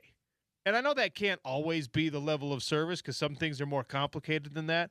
But, I mean, it is just such a relief to know I don't have to know how to do this myself. I don't have to spend 6 hours on YouTube trying to figure out how to do it myself. I can call the truck with the duck. They'll get somebody out here who knows exactly. They've probably seen it 100 times before, and it'll get done as soon as possible. Absolutely. I mean, look, I'm a homeowner. You know, I'm a father. I'm a husband. I get it. You know, planning ahead sometimes just doesn't happen. I mean, we're living minute to minute. Let's be honest. You know, and when something happens, it's now, and that's why we try and do everything we can to make sure we can get it done now for you. Yes, of course, I am always going to say, hey, prepare. You know, I was a Boy Scout. You know, they always tell you to prepare ahead, you know, get ready for this. And that's what we're trying to make sure we get across to everybody is prepare for these things, get these inspections done, get these cleanings done. But if not, if you're honestly just like me, where I'm living minute to minute, well, you can always call us. We're going to answer the phone 24 hours a day. No AI, no nothing like that. We're going to answer. And we're going to do everything we can to get out there and help you right away. I'm going to suggest this because they handle heating and air conditioning. When you try to fire up that air conditioner and it sounds like a lawnmower and you're like, oh, I better get somebody to look at this. When Valley Plumbing comes out, say, hey, will you also inspect my furnace? Tell me what I need to do with that. Will you summarize that thing? Will you make sure my filters are all good there? Because then when inevitably winter rolls around, you're going to be like, oh, yeah, I already took care of this. We're golden here. That's the convenience of the truck with the duck. You can handle it all. Absolutely. I mean, from your furnaces and your air conditioners to your water heaters to faucets, toilets, you know, even that main sewer line and water line that goes from your house to the street, you know, we can handle all that for you. You just got to give us a call, that 341-4222 or the valleyplumbing.com. I can't let you get out of here without, you know, we were talking, I think the last time you came in, it was when the Utah Jazz were just in full tank mode, right? Trotting out a starting lineup none of us recognized, wondering what the heck was going on, losing every game on purpose. And the NBA's made some rule changes, so that won't be happening as much in the future, but it worked. The Utah Jazz are picking at number 2 in a deep draft. We don't know who the player is going to be yet, but we're going to get the number 2 draft. And everyone tells us all the experts say that this is a generational player, that this is a franchise-changing player. How are we feeling about the Utah Jazz picking number 2? You know, I swear I've heard this before, and I swear that we had a good pick before, and I swear that that's that insanity thing again. I was pretty sure that we gave it away, didn't we? Well, we have traded it. We've traded out. This one they're not going to. Okay, so what's different this time? Well, it's a great question. The idea is that this year you've got all these young ducks in a row, so to speak. See what I did there? I like that. Truck I with like the that. duck, right? Plumbing. You got quality guys that you were resting last year. You were pretending were injured last year, or were legitimately injured, whatever. And those guys are now ready to start competing for real. And you're going to add one final piece, a little cherry on top with this hyper-talented rookie, either A.J. DeBonsa, who's down at BYU, Darren Peterson, who was at Kansas, Cam Boozer, whose dad Carlos played for this organization, of course, and is in the front office now. The idea is, and we cross our fingers it's true, that each of those level of players can get you over the hump a little bit. Then I watched the playoff games last night, and I see what the San Antonio Spurs have, and I'm like, yeah, but we're still a million miles away. That's a big hump. Yeah. To get over there. Any idea who they're leaning towards? Well, it looks like it's going to be Darren Peterson, this cat from Kansas. And there's questions around him because he had cramping issues and hamstring issues in college. So they're going to have to make sure he passes all the physicals and things like that. It's above my pay grade, certainly. It's a complicated issue, but he's a talented guy. Undeniably, he's a talented guy. He's a former number 1 player. And hopefully, if they do end up drafting him, he'll be awesome and he'll be healthy. If they don't draft him, it'll be Carlos Boozer's kid, which would be kind of a cool story. Yeah, that would be. I'd just be happy to have him win.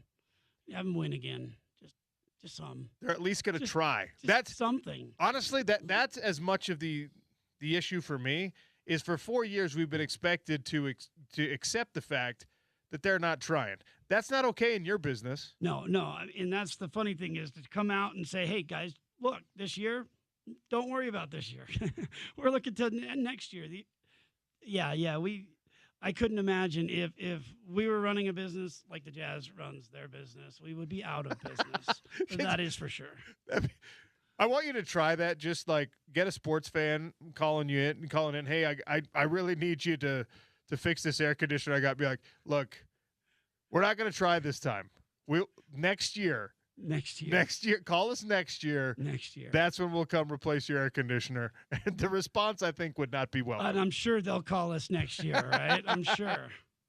Well, that's the hypothetical. That's not how it's really going to go. valleyplumbing.com. You don't even have to pick up the phone. You can set your appointment right there online, or you can call. What's the number again? It's 801-341-4222. Plumbing, heating, and air conditioning. When you call them and you have them come out and say, hey, I'm having you fix this drain, but will you also check my air conditioner? Will you also check my furnace? Make sure that I'm all dialed in there. They're going to take care of you. They're going to give you a great price. They're going to get it done quickly, reliably. valleyplumbing.com. Tell them that you heard about it on the Sean O'Connell Show. And just remember, the truck with the duck. We're here for you. Always. Look for the truck with the duck. Thank you. We'll get more Daily Dump in next. It's the Sean O'Connell Show on ESPN 700 and 92.1 FM.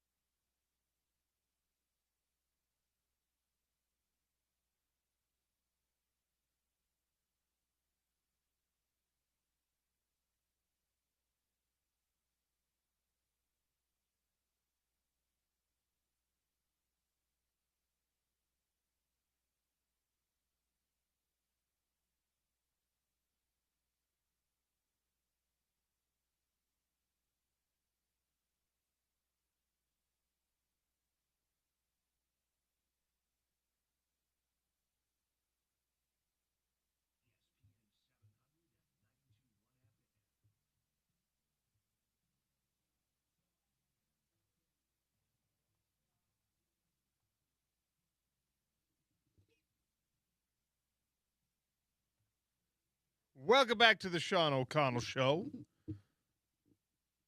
Consider this an extension of the Daily Dump by Valley Plumbing. We had Rob in studio. There's some sports stories I definitely wanted to touch on here, including good news for the Utah baseball team. 4 players given Big 12 all-conference honors.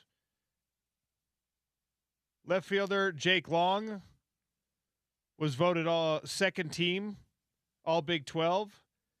Second baseman and DH Cal Miller earned a spot on the all-freshman team.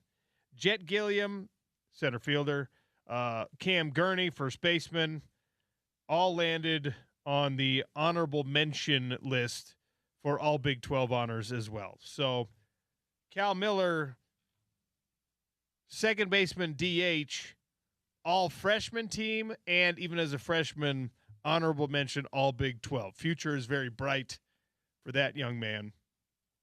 So nice little nod to the boys playing at the new Charlie Monfort Field. Yeah, it seems like the future is relatively bright for the Utes. Hopefully they can parlay this into a really good year next season. And just because they're also local, give a shout out to the rivals as well. They had a couple of guys on the list. BYU had infielder Ezra McNaughton and relief pitcher Ashton Johnson on all Big 12 teams, and the scholar and Ashton Johnson was the league scholar athlete of the year as well. So shout out to those Cougs too. You know what I need to see? What I want to see? We need college baseball is one of those things that you probably don't seek out enough, but every time you come across it, you're like, oh yeah, let me watch this game. And ESPN Plus has become kind of the home, especially for Utah baseball, for a lot of Big 12 baseball. Just throw that on where it's a little bit easier to find a few times a year, and you'll get much better exposure. We've found that with the Women's College World Series, with the Men's College World Series. We found that with women's basketball. As soon as you give it a more accessible place in the broadcasting world, people are like, yeah, man, why am I not watching this? And then they are more prone to seek it out. So I'd like to see some of the broadcast deals for college baseball get just a little better. There's innumerable networks that need content. College baseball would be a place where I'd like to see some more exposure. Yeah, TNT has a Big 12. They have a partnership with the Big 12. I'm not sure I noticed any baseball games on. Maybe I just missed them. That would be a good idea there. Your favorite channel, True TV, maybe? Why not? As part of that Turner network. And then the other thing I think of is like they started after the Caitlin Clark boon for women's sports and college sports in particular. They put gymnastics championships on ABC for the first time, if not ever, for in a very long time, and that's where they live now. The nationals are on ABC that Saturday in April. I wonder if, and I don't know if you can justify it because you still got big NBA regular season games that are going on NBC or ABC on the weekends. I wonder if they might be able to do some college baseball on ABC before the playoffs, NBA and NHL playoffs start. I don't know. Speaking of Caitlin Clark, you just mentioned Caitlin Clark. She's been named the Grand Marshal of the Indy 500. That race is available here on ESPN 700 and 92.1 FM on Sunday at 9 a.m. Pretty darn cool, especially for a sports figure in Indiana. That little race, she's honorary. What does a Grand Marshal actually do, by the way? Do we know? Gentlemen, start your engines. Oh, that's what she does. Okay, so she does the iconic call there. I think that's what I think that's kind of and maybe you get to wave the checkered flag. You're obviously down on the track and you get big exposure. Yeah, you get that it's way. just it's like throwing out a first pitch. Yeah, okay. But a bigger deal because there's a trillion baseball games and there's one Indy 500. Yeah. I mean, even really I have thrown out a first pitch at a Major League Baseball game. Have you really? I have. What game? When I got the job in San Francisco, we were the flagship home of the Oakland A's. Okay. And so I got to go throw out an Oakland A's Houston Astros first pitch. It was like honoring the radio station kind of. Well, it's just like it's just like game number 104 in the season. We didn't have real celebrities, Like, so could you guys do it? Their day game, they're just like, "Oh yeah, you're the radio partner." That's actually really cool. It was awesome. Yeah. Sean Doolittle was the player who caught my first pitch. I did throw from the rubber, and I did throw a strike. I felt very happy about that. We're not going to say how the miles per hour. It's a strike, people. That's all that matters. All right. Let's just say it was not. Wasn't major league standard. It was not exactly major league velocity. But I think because I had my one successful first pitch, I really do believe that I know where the flaw of everyone else comes in. Oh, yeah? I think people are worried about – they don't want to make it look like they're trying. You know what I mean? Yeah. I think everyone just is like, this is no big deal, and they're real casual about it, and they don't want to put effort in. They don't want to throw hard. They shank it. And it just goes blah. Or it bounces on the ground. Yeah, they either bounce it or they rainbow it, or you get like the 50-cent thing where it just flies out of nowhere. Now, if you're an NFL quarterback and the arm angle is all different or whatever, like I forgive you for Joe throwing Burrow a bad style. first pitch. Yeah. They all stink at it. Patrick Mahomes, he threw a bad first pitch. He grew up his entire life playing baseball, right? All of that is totally forgivable. But I think for the regular folk that get a chance to do it, I think where they go wrong is they're scared. It's that self-defeating thing. You're like, well, if I don't try, then it's not embarrassing that it's bad. You know, it sounds a lot like what Blake Mykoski was talking to you about a little bit, where it's getting into the flow state. Yeah. You're not in the flow state. Hey. You just gotta try and just get in that flow. I did have a serious debate whether I was going to throw from the stretch or do a full windup, Oh yeah, and I ended up throwing just from the stretch. yeah. Just easier. Too much can go wrong when you haven't thrown a Who wind-up knows where pitch. the ball will go if you try to do the wind up over the head? When you haven't thrown a pitch since Little League. Yeah. You know what I mean? You're just like, oh man, I don't know if my feet know the right place to go here. Or throwing from the stretch, which you know what? It'd be funny if someone threw a first pitch, and instead of throwing the first pitch, they tried to pick someone off at first base. I've never seen that before. Oh yeah, just have you. That's what you should have done. Have your radio partner to get a lead at first base and try to pick them off. No, I was gonna say, you former catcher. Maybe you should have gotten down in your catching stance and got up like you're throwing some guy out at second. That would be awesome. Also, like that's what they should do if you're throwing out the first time you're invited. If you're a celebrity, you get to throw out the first pitch. And then the next time you have to throw somebody out at second. And then the next time you have to go to like center field, catch a fly ball, and try to throw them out at home. Try to throw them out at home. Like you have to you have to. I love that. Level up your side quests if you're invited to throw out a first pitch more times than once. We got to get Tony Parks. Shout out to Tony Parks, voice of the Bees, to see if we can't get another first pitch from Sean O'Connell at the America First ballpark at America First Square. Shout out to the Bees. They actually asked me after I won my PFL championship. Oh, yeah? They actually asked me. They offered me an opportunity to go throw out a first pitch again, but I was out of town. I was doing a PFL event as the announcer, and it bummed me out I couldn't do it. Yeah. Because, the Bees, I've been to plenty of Oakland A's games working for them, right? But the Bees, I've been to my whole life. I've gone to Bees games. So I was really looking forward to doing that, and I wasn't able to pull it off. Yeah. Bad deal. Too bad. But anyway, Caitlin Clark, the way we got on this tangent, Caitlin Clark, Grand Marshal of the Indy 500 this weekend. You can listen to it right here on ESPN 700 and 92.1 FM. Did you see, speaking of baseball real quick, did you see that the Angels were getting no hit into the ninth inning? And speaking of the A's, look at that. No hit into the ninth inning by the A's, end up winning on a walk-off. Wow.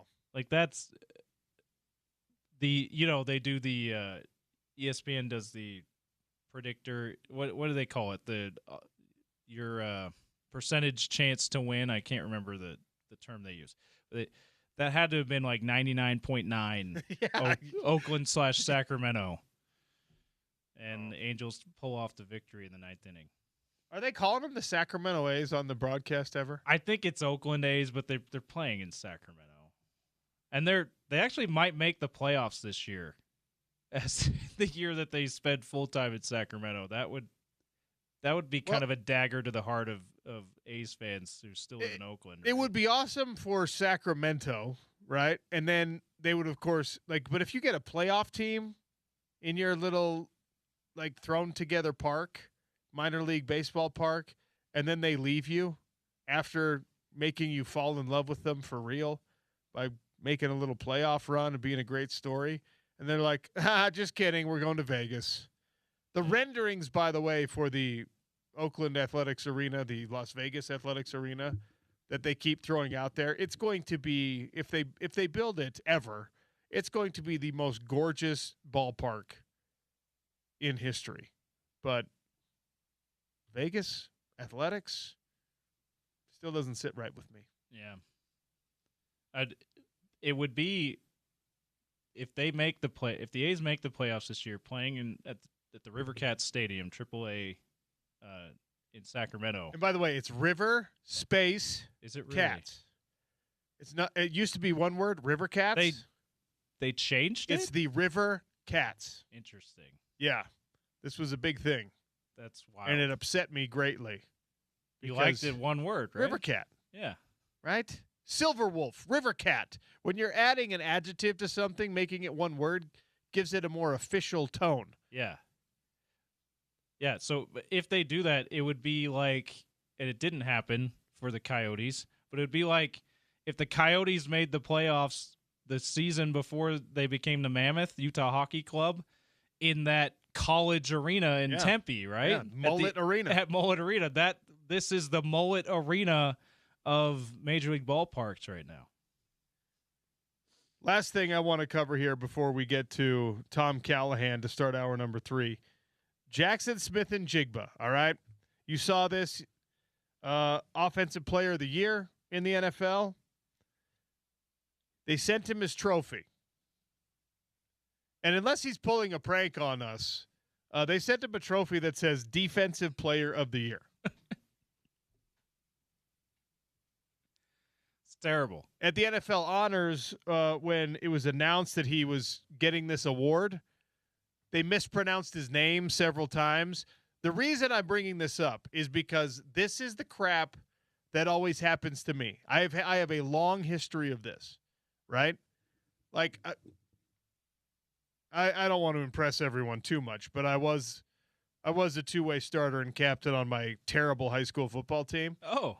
And when we got our jerseys for my senior year, okay, team captain, senior year, multiple year starter already, our away jersey, they left one of the ends out of my last name. Oh, man. So it said O'Connell. And I was just like, what the crap? You can't misspell my name. I'm the captain. Like, it doesn't even make sense to misspell the names of people who are not important players on a team. Like, you can't misspell my name. So my 18-year-old self really hated that. All right. When I got my big fat check, the big ceremonial check, the $1 million check, it said PFL middleweight champion. I was a light heavyweight. Oh, they gave me the wrong. And I was just like, I'm not the middleweight champion. Now, thankfully, they were like, hey, we're sorry about that. And then they sent one that had, so it actually worked out okay. Do you still have the check? Oh, yeah. It actually worked out okay. You have to bring that in studio one day. I love the giant checks. We can hang it up on the wall. I should bring it because it's just in my office, which is mostly a storage room at the house. So they sent one out, and they were just like, hey, sorry. That they sent one that was correct. It says light heavyweight, which means there's a giant check at the gym, and there's a giant check in my house. So we got both, which is good. Did you put the middleweight one at the gym? Yeah. I should have switched.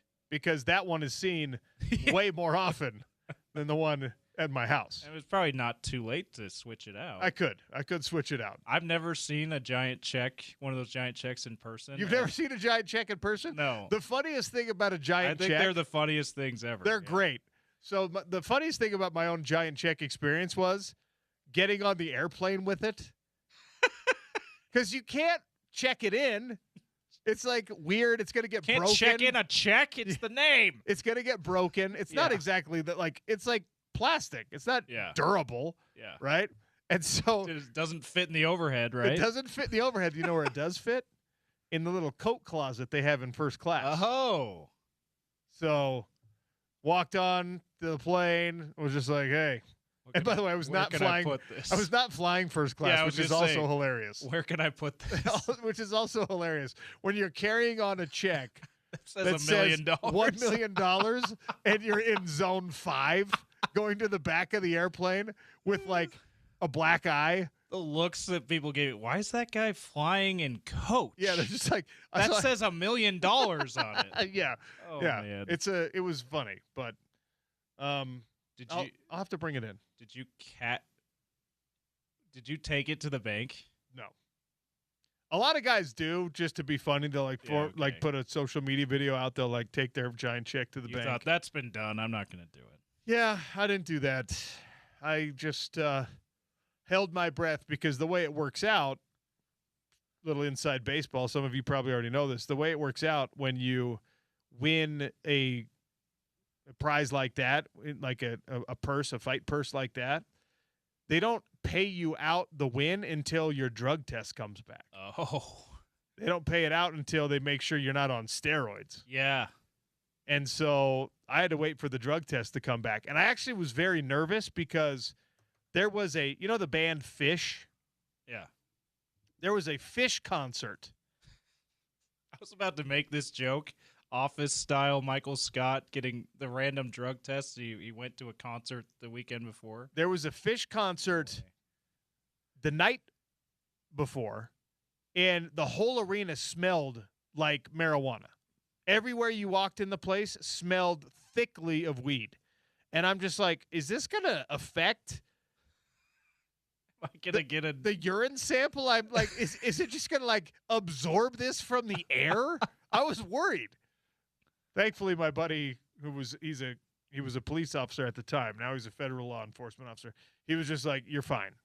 It's like, it actually takes a lot in order to show up in a drug test, a urine test. There's got to be a lot of weed. You're going to be all right. He didn't say that you might not get some of the secondhand whatever, but he did say it's not going to be enough to show up with it. Yeah, I was like, I don't want to be breathing this in, this like fog left over from the Fish concert. Anyway, we're way over time. We got to get to Tom Callahan next. It's the Sean O'Connell Show on ESPN 700 and 92.1 FM.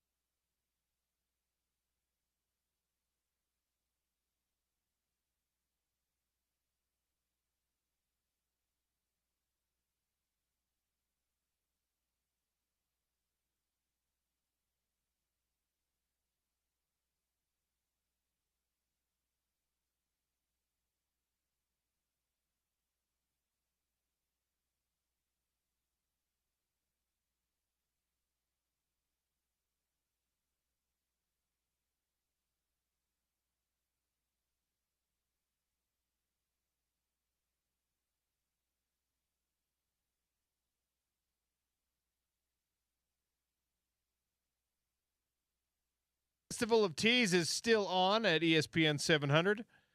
Powered by the Utah Golf Association, brought to you by Mountain Home Services. We're giving away a free round of golf every day on my show and on The Drive with Spence Checketts. Be tuned in at Topical Trivia time. That's in about 30-ish minutes. Make it 40 minutes. A free round to El Monte today. I'm a little off clock, but we're getting to Tom Callahan about 10 minutes late. He's kind enough to join us now. NHL and Utah Mammoth insider Tom Callahan. Welcome back to the show. How are you, sir?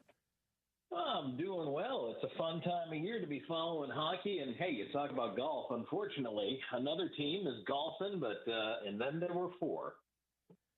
So before we get to any of the X's and O's of these series in the Western and Eastern Conference Finals, can you give me and our listeners some context on Torts and his beef with the NHL media? Why did the Vegas Knights take the fine, lose a draft pick when they were winning and advancing? They didn't want to talk to the media. You know what? It's kind of crazy.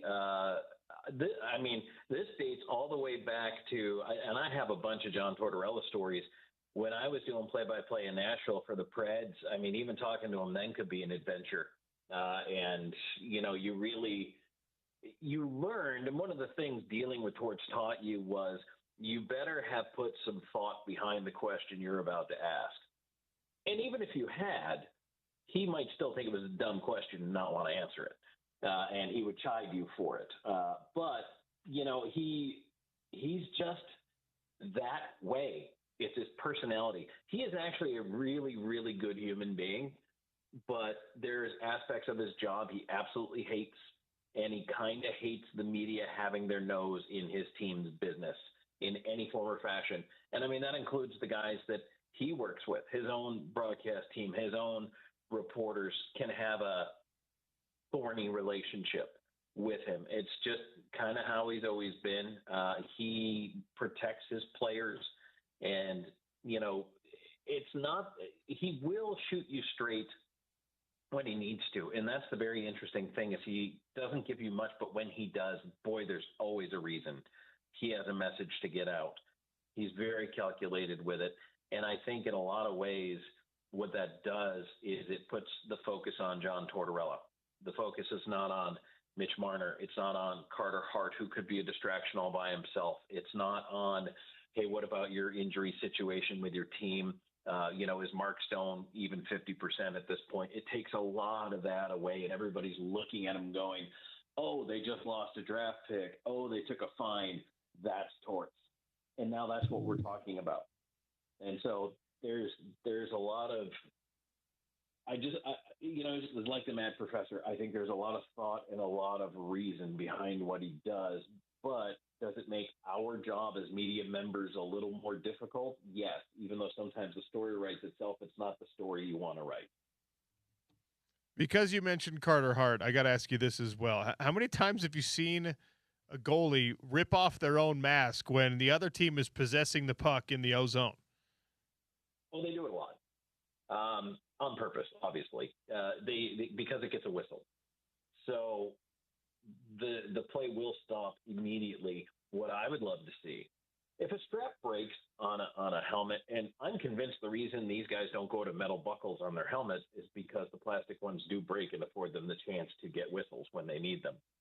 I would actually like the international rule on this is when a goaltender gets hit in the head by any shot, the play just stops. I actually really like that rule. As a goaltender myself, I think that's good because sometimes you're fine, sometimes you're not. Yeah. And if the mask stays on your head, there's no way for people to know. But that said, if you want to take that element out of the game, because guys will shake their helmets off, they'll pull their helmets off to get the whistle.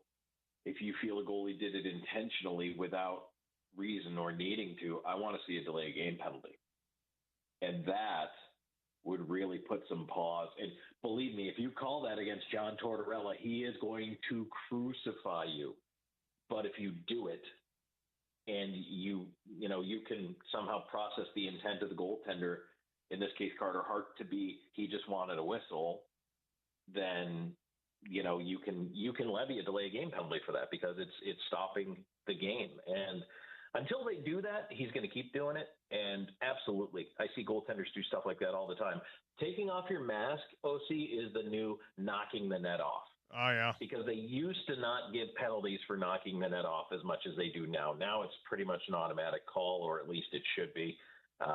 So now goalies flip the mask off. I guess when you're up 4-1 or 5-1, you can afford the delay a game penalty, and there's no disincentive to do it. But yeah, it was.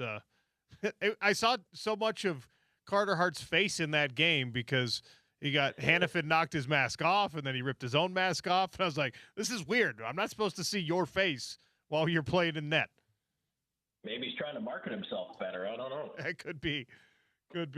All right, let's talk. Let's talk about the series now. The Golden Knights Avalanche. Handicap this one for me. You've got a Knights team that has played some really good hockey through these playoffs, and then you've got the Avalanche, who've been as dominant as anyone I can remember in recent memory. They were great in the regular season. They've been great in these playoffs. What do the Knights have to do in order to try to steal this? On paper, there's no reason Vegas should win this series. And I think that's our starting point, is you look at coming into this final on the Western side, the Avalanche have been rolling. They've won 8 out of 9. Even during the regular season, Colorado didn't lose in regulation to Vegas. There's a lot of things to say, okay, here's why you really like Colorado. And it's a lot of the same old with Colorado. They're getting pretty good goaltending. They've got pretty good special teams, although sometimes, their power play is not always the best, which is weird when you think of how much talent they have. But what they do is they hang on to the puck. And they are a very good puck possession team, and it makes the other team chase them. And they can score in transition. They can score off of zone time.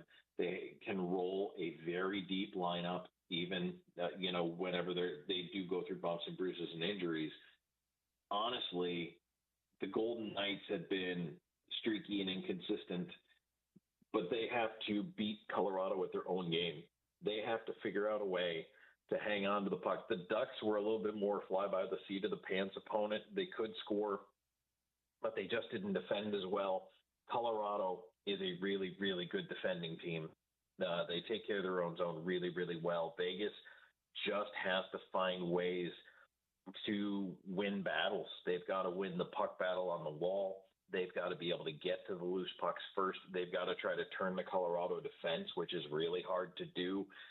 They have to find ways to do these things and then spend some time in the zone and beat not one but 2 goaltenders who have been very good. And I mean, you really don't know what the secret is. Scott Wedgwood's been awesome. Mackenzie Blackwood has also been pretty good, but Wedgwood's the guy. The Golden Knights, their talent has to be their talent. And Carter Hart's got to stand on his head more than he already has in the playoffs. And, Vegas just has to find a way. Their best players really need to score a ton of goals because Colorado is capable of putting up the numbers. They're capable of hanging on to the puck. They're going to limit your opportunities. It's a really tough ask. You and I have talked about Mitch Marner a lot on the show. Obviously, in the first round playoff series against the Mammoth, there was good reason to, but he was good against the Wild as well.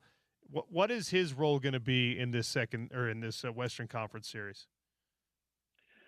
So, I mean, you look at it's kind of crazy. The 2 M's, right? Marner and McKinnon are the storylines for both these teams, I think. Mitch Marner, 5 goals in that series against the Ducks. He's scoring right now.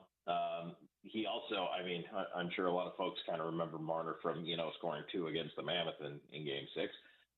He's a guy that this is what Toronto fans are kind of angsty about this right now.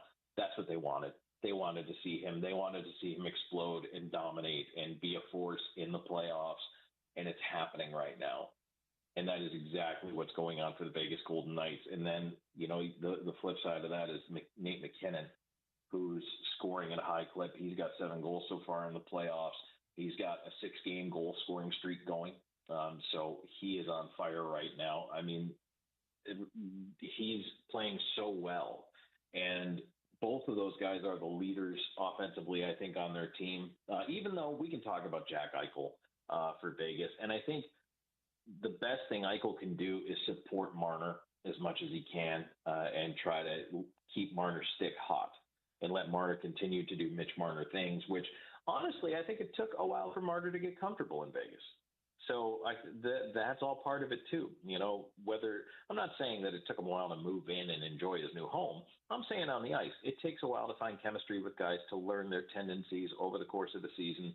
I think that's now bearing fruit for Vegas. And McKinnon doesn't have that problem. You know, he's been there forever. This team knows itself really well. There's been very little turnover with the Avalanche, a lot of familiarity. But these two guys, I mean, as they go, so go their teams, and it is going to be a series of the superstars. Any chance that we see an excessive rest, a little rust from Colorado because they've been sitting for a little longer than Vegas has? Always a chance.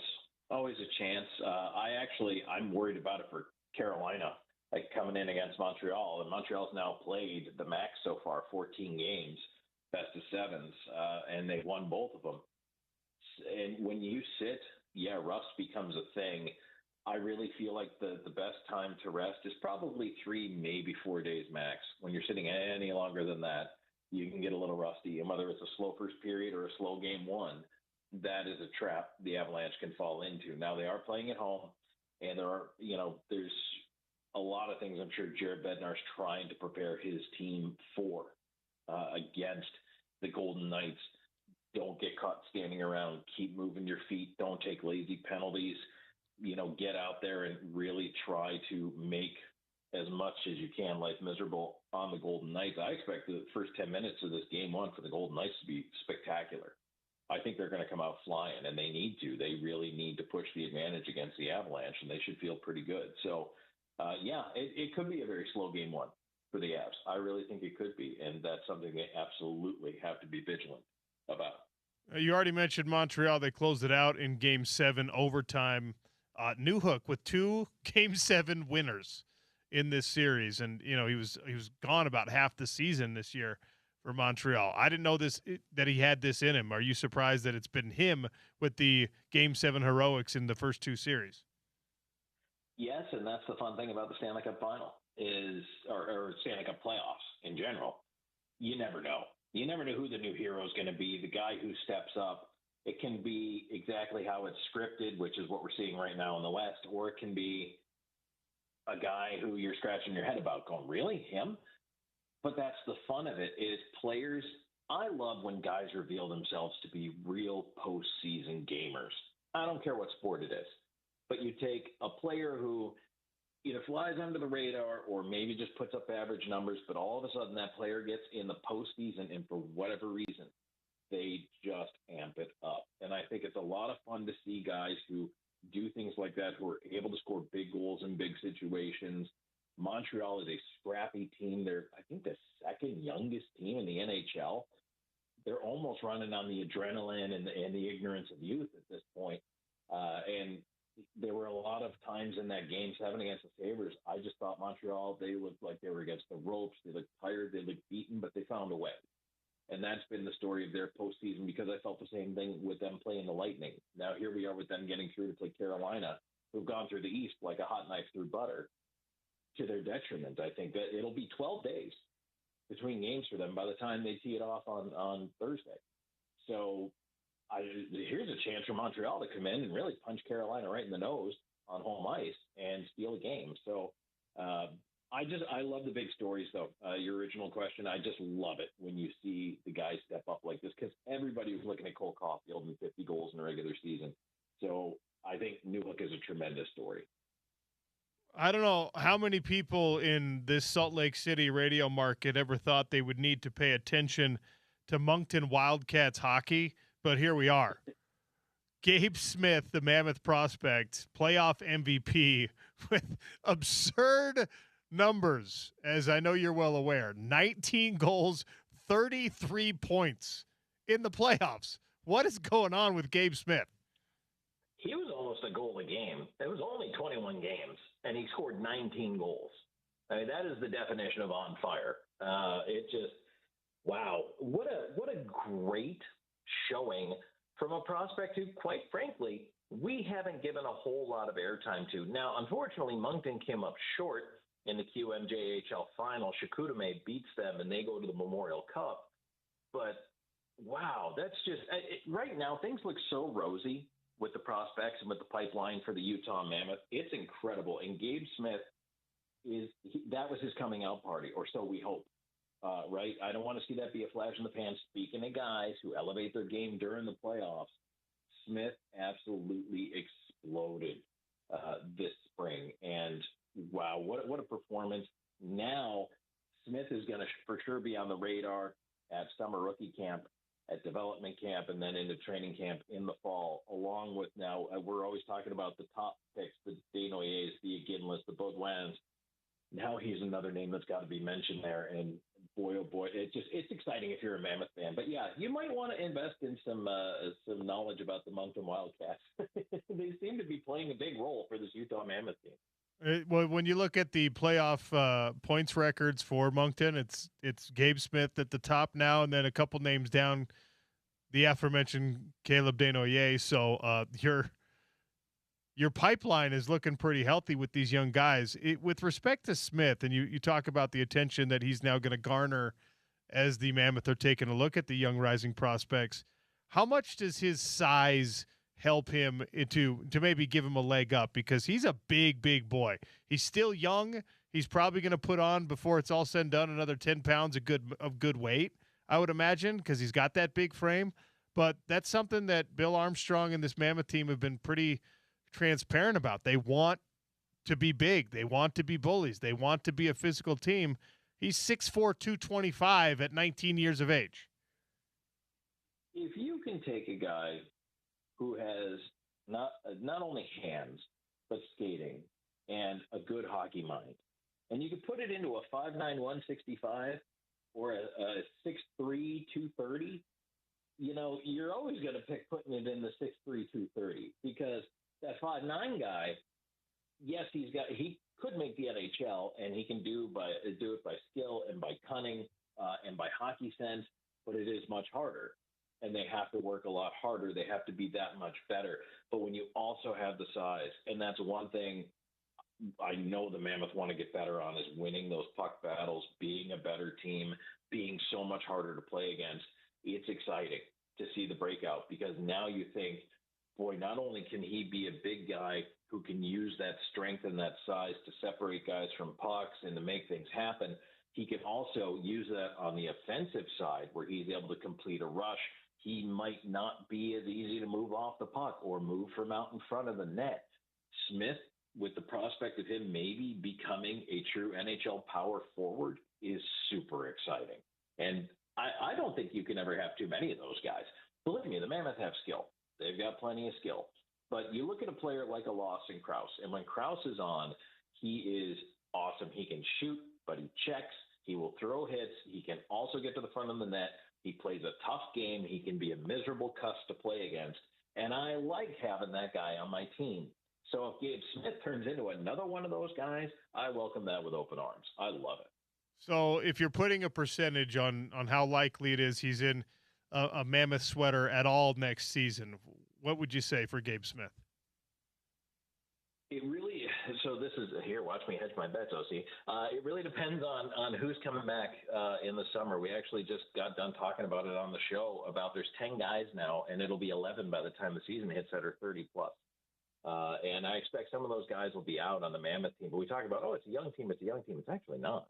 There's a lot of older guys there.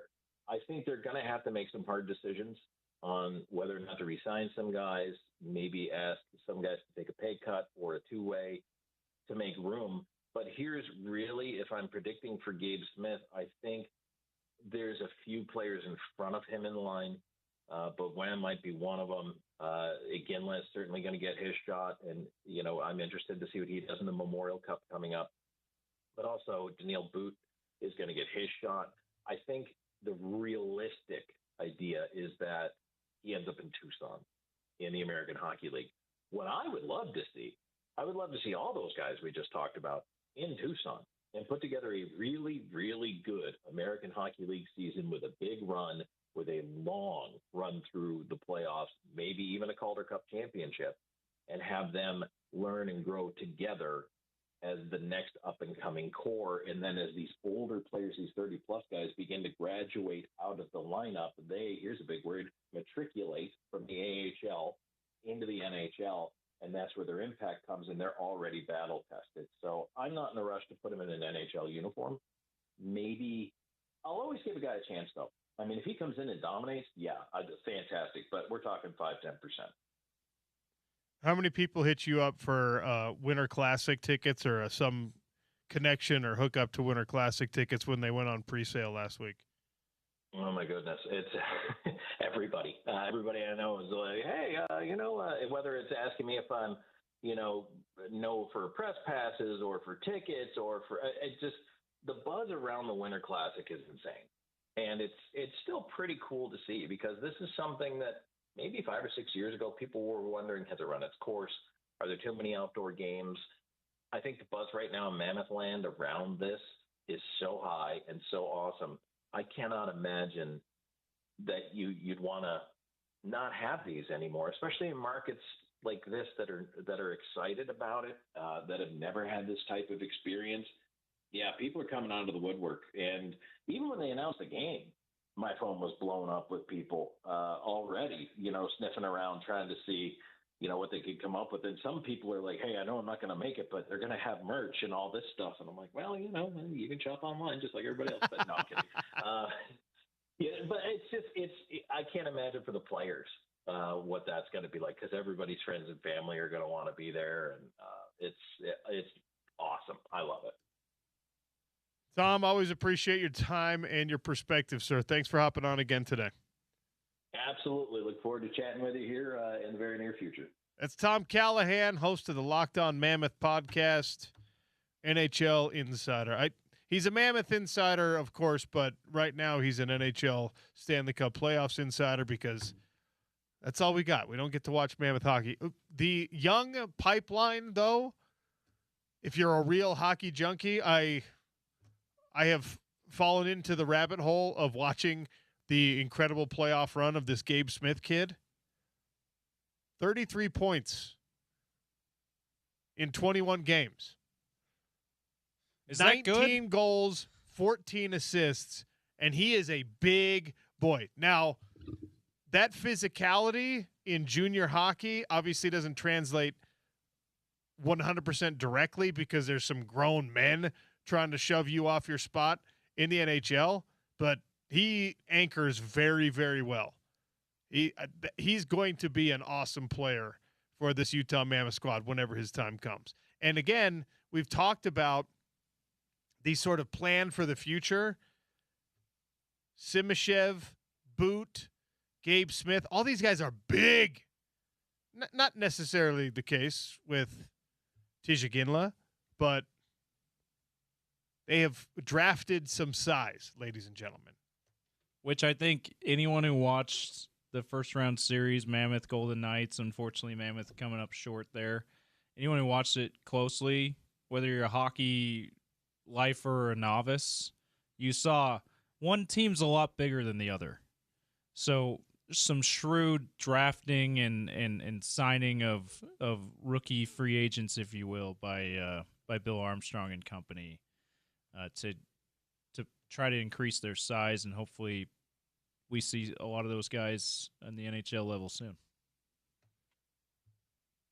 Big thanks once again to Tom Callahan. We're going to give away a free round of golf in about 15 minutes. We'll take a break here. I want all of you out there to think right now. You can text it in if you want, 877-353-0700. When you got caught, you're a little kid, you got caught doing something wrong. Maybe you're a teenager. You got busted. What is the worst excuse you have ever given? Think of that right now. Text it in if you want. Tweet it at me at RealOC Sports. Brendan Sorsby gave us one of the worst excuses I have ever heard. It's the Sean O'Connell Show on ESPN 700 and 92.1 FM.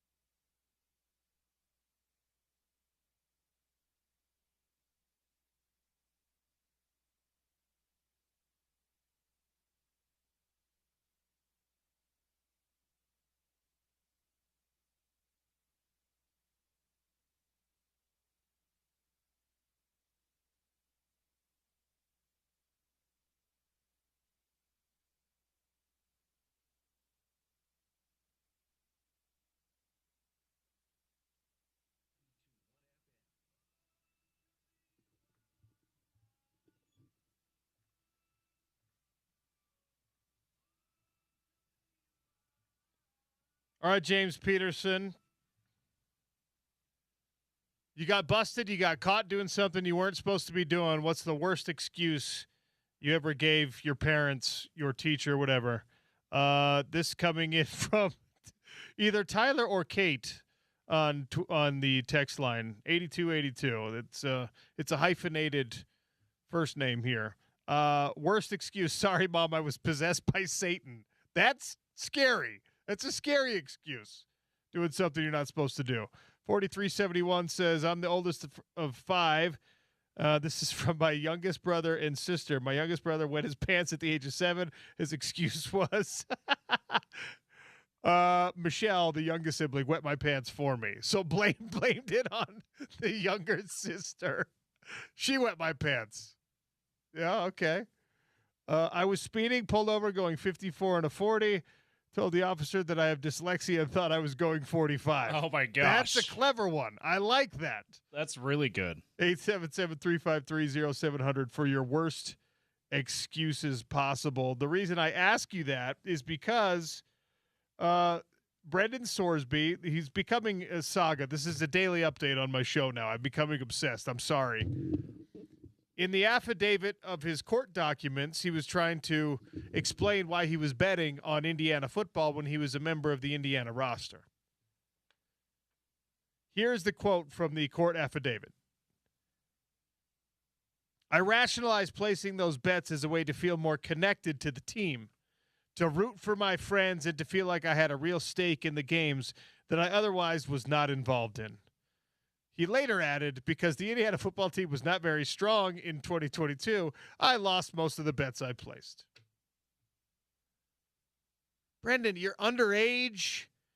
You know the rule. You cannot bet on games in college sports. You especially cannot bet on college football games. You're a college football player.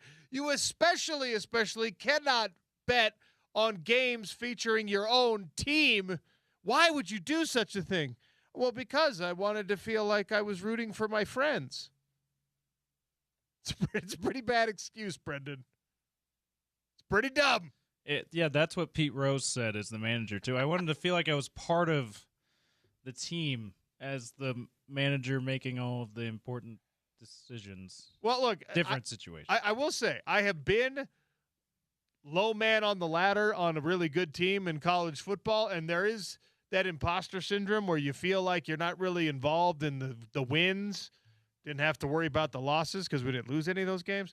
But you feel like, oh, man, I hope I'm doing what I'm supposed to be doing here. But the way to close that gap on connection with the stars of the team, with the starters, is not to bet on the game. Oh, you never did that to feel like you belonged? Is that what you're saying? James, You're on the record here, by the way. I was down to my last dollar every single month when I was a walk-on football player at the University of Utah. Now, shout out to the old Lumpies. I can talk about them. They no longer exist. So the old Lumpies on Highland Drive in Sugar House, they let me be a bouncer first and then a bar back and then a bartender and then a manager. Like, they helped me out a ton. But I was going to school, I was practicing, and then, well, actually, it was early morning lift, then school, then practice, then going, I think, 4 or 5 shifts a week on the door until 2:33 a.m., and then you do it all over again, making like $10 an hour, plus some tips. Was that not enough to live on back then? It was enough to live on because I lived, but it was not like I had disposable income that I'm throwing down on the Utes. Well, that's why you would have, because you're like, I need to turn this dollar into another 1,000. Can I tell you something? I honestly wish I would have, because I was so drinking the Kool-Aid back then. I would have bet on Utah to win every single game, win the national championship, and I would have won in every single case. Yeah. So foolish of me not to bet. You know what? I'm actually starting to come around to Brendan Sorsby's side of this argument. You know what? Let him play. And you know what? Then Alex Smith would have known me. I would have been more connected. Yeah. By this logic, according to Brendan Sorsby. Yeah, that's a doozy of an excuse. My younger brother peed in my. Wow, this is tragic. My younger brother peed in my box of Pokemon cards and told everyone he did it while sleepwalking. Oh, That's horrible. Wow, especially, you know why it's so horrible now is because the algorithm feeds me all of these like Pokemon, somebody finding old Pokemon cards in a garage and just being like, oh, these are from when I was a kid. These are like 1990s originals. And then some collector comes in and is just like, this card is worth $13,000. Would you like to sell it to me? Hopefully you didn't have any of those bad boys in there. This is the actual urine collector. Like, that's got to be worth something. By the way, all I asked for was excuses. And so far, I'm going to read another one here. We've had 3 now that have come in with some kind of bathroom theme. And I never asked for that. I just want to make it clear. Okay? This coming in from Alex, 8431. Friend of mine wore a tiger outfit as a kid and would constantly poop his pants because tigers don't use toilets. Oh, no. Can you imagine being that kid's mom and dad? Why did you poop your pants again? Because tigers don't use toilets. I'm a tiger. You know what you do in that case? You shelve the tiger outfit until the kid realizes he's not allowed to poop his pants just because he's dressed as a tiger. Yeah, I got it. We don't know how long this particular friend of our texter was wearing this tiger outfit and how many times this happened, but it feels like it was too many times for the parents not to get wise enough to like burn the tiger outfit or something. The first time, you're just like, oh, man, kids do that sometimes. Kids poop their pants sometimes. The second time, you're probably like, well, what's wrong with my kid? But all right. But third time, that's shame on you. Shame on. Fool me once. Poop them once. Shame on you. Poop them twice. Shame on me. Poop them 3 times. Shame on you for giving him the tiger outfit back. Okay? Yeah, that's wow. Crazy. Thank you for that text. That's the funniest thing I've heard in a long time. Because also, little kid logic is such a cool and fascinating thing. It's like, hey, why would you do that? Because tigers don't use toilets. That's why. Like, oh, you're right. They don't. You're not a tiger though. You're a boy, or maybe it's a girl. I don't know. Was that an Ed Orgeron Cajun accent you went into there? That was, tigers. I was trying to be a little kid. Okay, right. What if it was Ed Orgeron? We don't know. What if it was Ed Orgeron? This could, allegedly.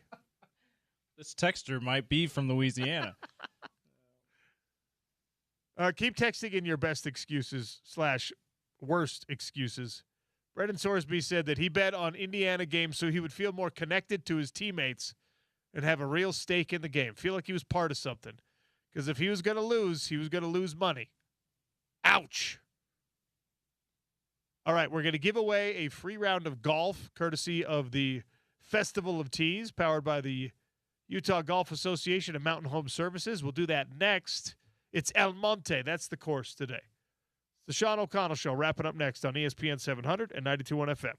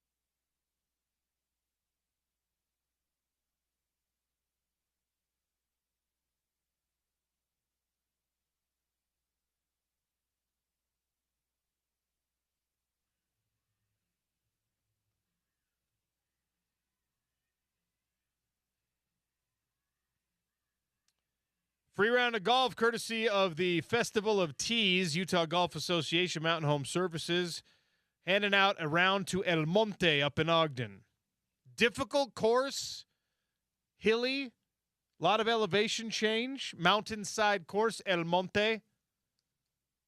877-353-0700. Gabe Smith, Moncton Wildcats, Utah Mammoth prospect, with a record number of points in the Memorial Cup playoffs. How many points did he score?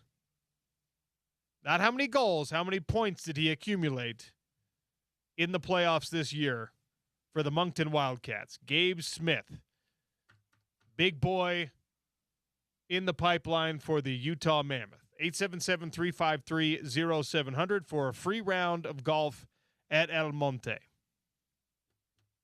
Final segment of the show is brought to you by our friends at Advanced Window Products, 801-850-9100. $2,500 off 10 windows or more. Lifetime warranty on the windows. The entire process from the moment you call to the moment those things are installed, handled right here in Salt Lake City. And actually, long after they are installed. The lifetime warranty is also covered by the folks right here in SLC. Nate Orchard, Jake Weber and company, taking care of you for the life of your home with your new windows. 877-353-0700 to answer the trivia question. 801-850-9100 to call Advanced Window Products. The Drive with Spence Checketts follows the Sean O'Connell Show, and Spence is actually back today. Yesterday it was Porter Larson and Tony Parks. They held it down in a rough sort of facsimile of the greatness of Spence Checketts. But you get Spence again today, and here he is. Hello, Sean. Hi. It's great to see you. I haven't seen you. I can't hear anything. Is that me? Probably. Hello. Hello? Hello? I can't hear anything. Hello. All right, there we go. We're good. Okay. I haven't seen you in like 2 weeks. Is that true? Well, you were gone. Yeah, I did the show from A the cave. road. A cave. A cave. Every day I listen, I'm like, is somebody holding him at gunpoint, forcing him to do radio? I was actually in Oscar the Grouch's garbage can. Yeah, that was the sound quality. But good to have you back, man. How are things? Doing all right. Good. We were making fun of the excuse offered by Brendan Sorsby why he bet on the games to feel more connected with his team at Indiana. Yeah. And we got some great excuses that came in. Here's another one. I asked people for the worst excuses they ever offered when they got caught for something. Mm-hmm. Here's another good one. When I was around 7 years old, my grandpa gave me a pocket knife. I decided to whittle on my headboard, and when my mom and dad had seen it, I just told them I wanted to make sure my knife was sharp enough to get a fish. Love it. That's a great excuse. That is a great excuse. I can't share mine on air. Okay. I was going to ask you. I really can't. I will right. tell you when we get off air, and you'll understand why I can't share it on air. All right.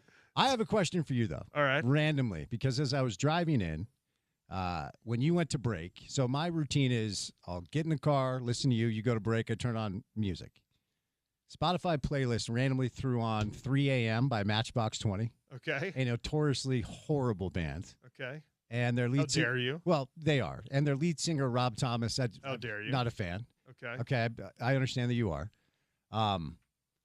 And my question for you is this. What is the dumbest reason you've either broken up with someone or been broken up with?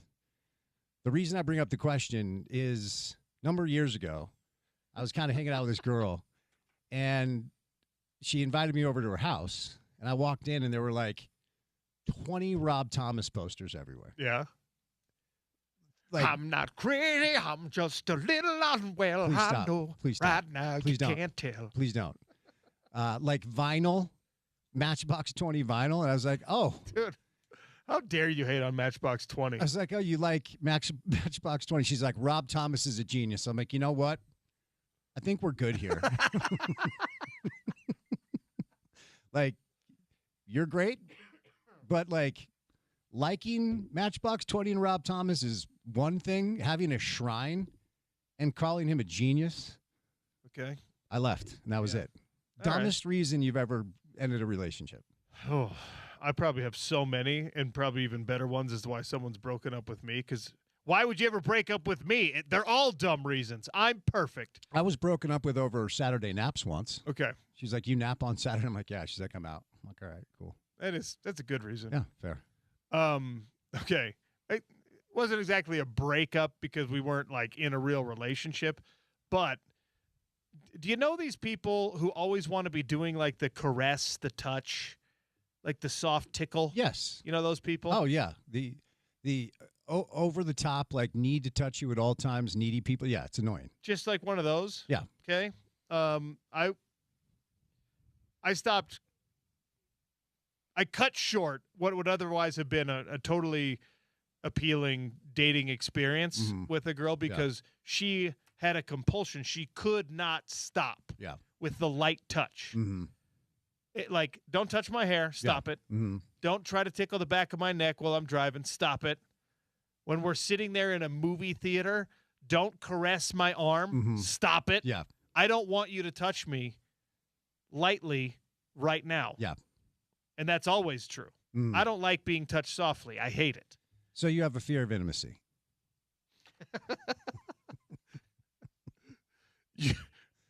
You have a fear of good music, apparently. There's nothing good about it. Like I said, to each your own. But like, genius? Don't. Rob Thomas is a genius? Rob Thomas, Matchbox 20 on continuous loop 24 hours a day would be vastly preferable to someone constantly trying to caress the arm hairs. Yeah, I think that's probably fair. I think that's probably I'm getting fair. angry thinking about it again. Because it's one thing if it's like maybe they were in a relationship with someone who liked that and was just like, this is a love language. I'm gonna do the physical touch thing. I'm always gonna let you know, here I am. Yeah. But I told you like instantaneously, oh, I really don't like that. I don't like the soft touch thing. It gives me the heebie-jeebies. Don't do it. Mm-hmm. And the inability to control it, you're gone. Are you're done. Are you a cuddler? No. Not at all? I mean, with my kids and my dog, I'm a cuddler. Seems to be a very key person left out of that equation. Well, that's what I mean. Like in a romantic relationship, nah. Like not even a little bit. Nah, not so much. See, to me, there has to be a line. I'm fine cuddling, but at some point, it's time to go to bed. Oh, yeah. You know, so Yeah. cuddling in moderation.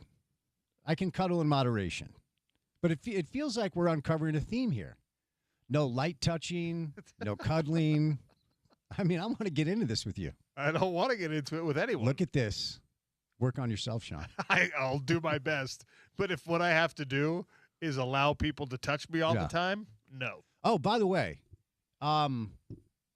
Zach and Levi from Jordan High School. I played golf with them over the weekend. No way. Yeah. I learned that the beat diggers, if you play football, it's the grave diggers. Okay. I was like, you know, my guy Sean. And they're like, yeah, obviously, you know. So I wanted to give them a shout out on air. Great dudes. Levi's a hell of a golfer. Is he? Zach's a vibe guy. He's not a golfer. Levi's a really good player. You know who I'm talking about, right? I think I know. They're older than me, right? No, how old are you? 42? No, you're older than them. Okay, because there's a couple candidates here. Okay. I thought you would be hanging out with the older ones, but Well, that's rude. you got put into like a foursome? Yeah, we played in a tournament. Okay. And all I can say is I didn't finish last. I finished close to last. Oh. But not last. Good. Tournament golf is hard, dude. You know. I'm not telling you anything you If don't you know. ain't first, Spence, you're last. can you confirm what Jeff on the text line Yes, I texted can. us? It said some guy named Spencer Checketts just put up a huge number on the UGA qualifying event. Is that your guy? I had to card a 10 and a 9 on back-to-back par fours. I know you're probably not wanting to do a bunch of radio on the rules of golf. Yeah. And I don't really know the rules of golf. I played in this tournament alongside my buddy who's much better than I am, and he's just a coward. So I decided to sign up and try it. If you hit your ball out of bounds in a certain area off the tee, okay, so you're hitting a drive, hit the ball out of bounds. If it's a red stake, you can drop If it's not, you have to drive back and re-hit your drive. Oh. On one hole, I had to do that 4 times. Wait, are you telling me there are people who drive the ball off the tee and it doesn't go out of bounds? Sometimes you can make that happen. Very good golfers can do that. Not me. So on step up, hit a drive that I think is in play. We drive up, it's not. They're like, dude, you got to go drive back and hit. I'm like, what? Do that a second time. Out of bounds, think it's good, drive up, not there. Do it a third time, hook it out of bounds. And at this point, I'm on the tee box with 3 groups waiting behind me, hitting my 4th drive. So essentially my 7th shot on the hole. Finally put it in play. Tournament golf is a much different deal than hanging out Bonnie Saturday just with your boys. So I didn't finish last. That's all I can really say. But it was a rough round for your guy. I'll tell you that much. Well, I am proud of you for going out there and the friends you made along the way. That's what it's all about. And honestly, after I carded a 10 and a 9 on back-to-back par 4s, I wanted to quit, and I didn't. Yeah. What are you doing? You're playing Matchbox 20 on your laptop? I just want to give you just a nice farewell to the Sean O'Connell Okay, show. look, she was a nice girl. I could have been better about it. But again, some Matchbox 20 is fine. Copious amounts of Matchbox 20 is unnecessary. And referring to Rob Thomas as a genius, nice little guitar riff. It's fine. Like I said, some Matchbox 20 is fine. Rob Thomas is not a genius. Are we approaching your limit yet? Yeah, you've already made it. and ultimately, 20 Matchbox 20 posters in your house is just a little weird. I probably should have been better. I was young. I'm older now. So, maybe I'll meet someone who loves Matchbox 20 and we'll live happily ever after. Who knows? Doesn't sound like a possibility. No, I'm with you. Stay tuned for The Drive with Spence Checketts. Thanks for listening to the Sean O'Connell Show. We'll do it again tomorrow on ESPN 700 and 92.1 FM.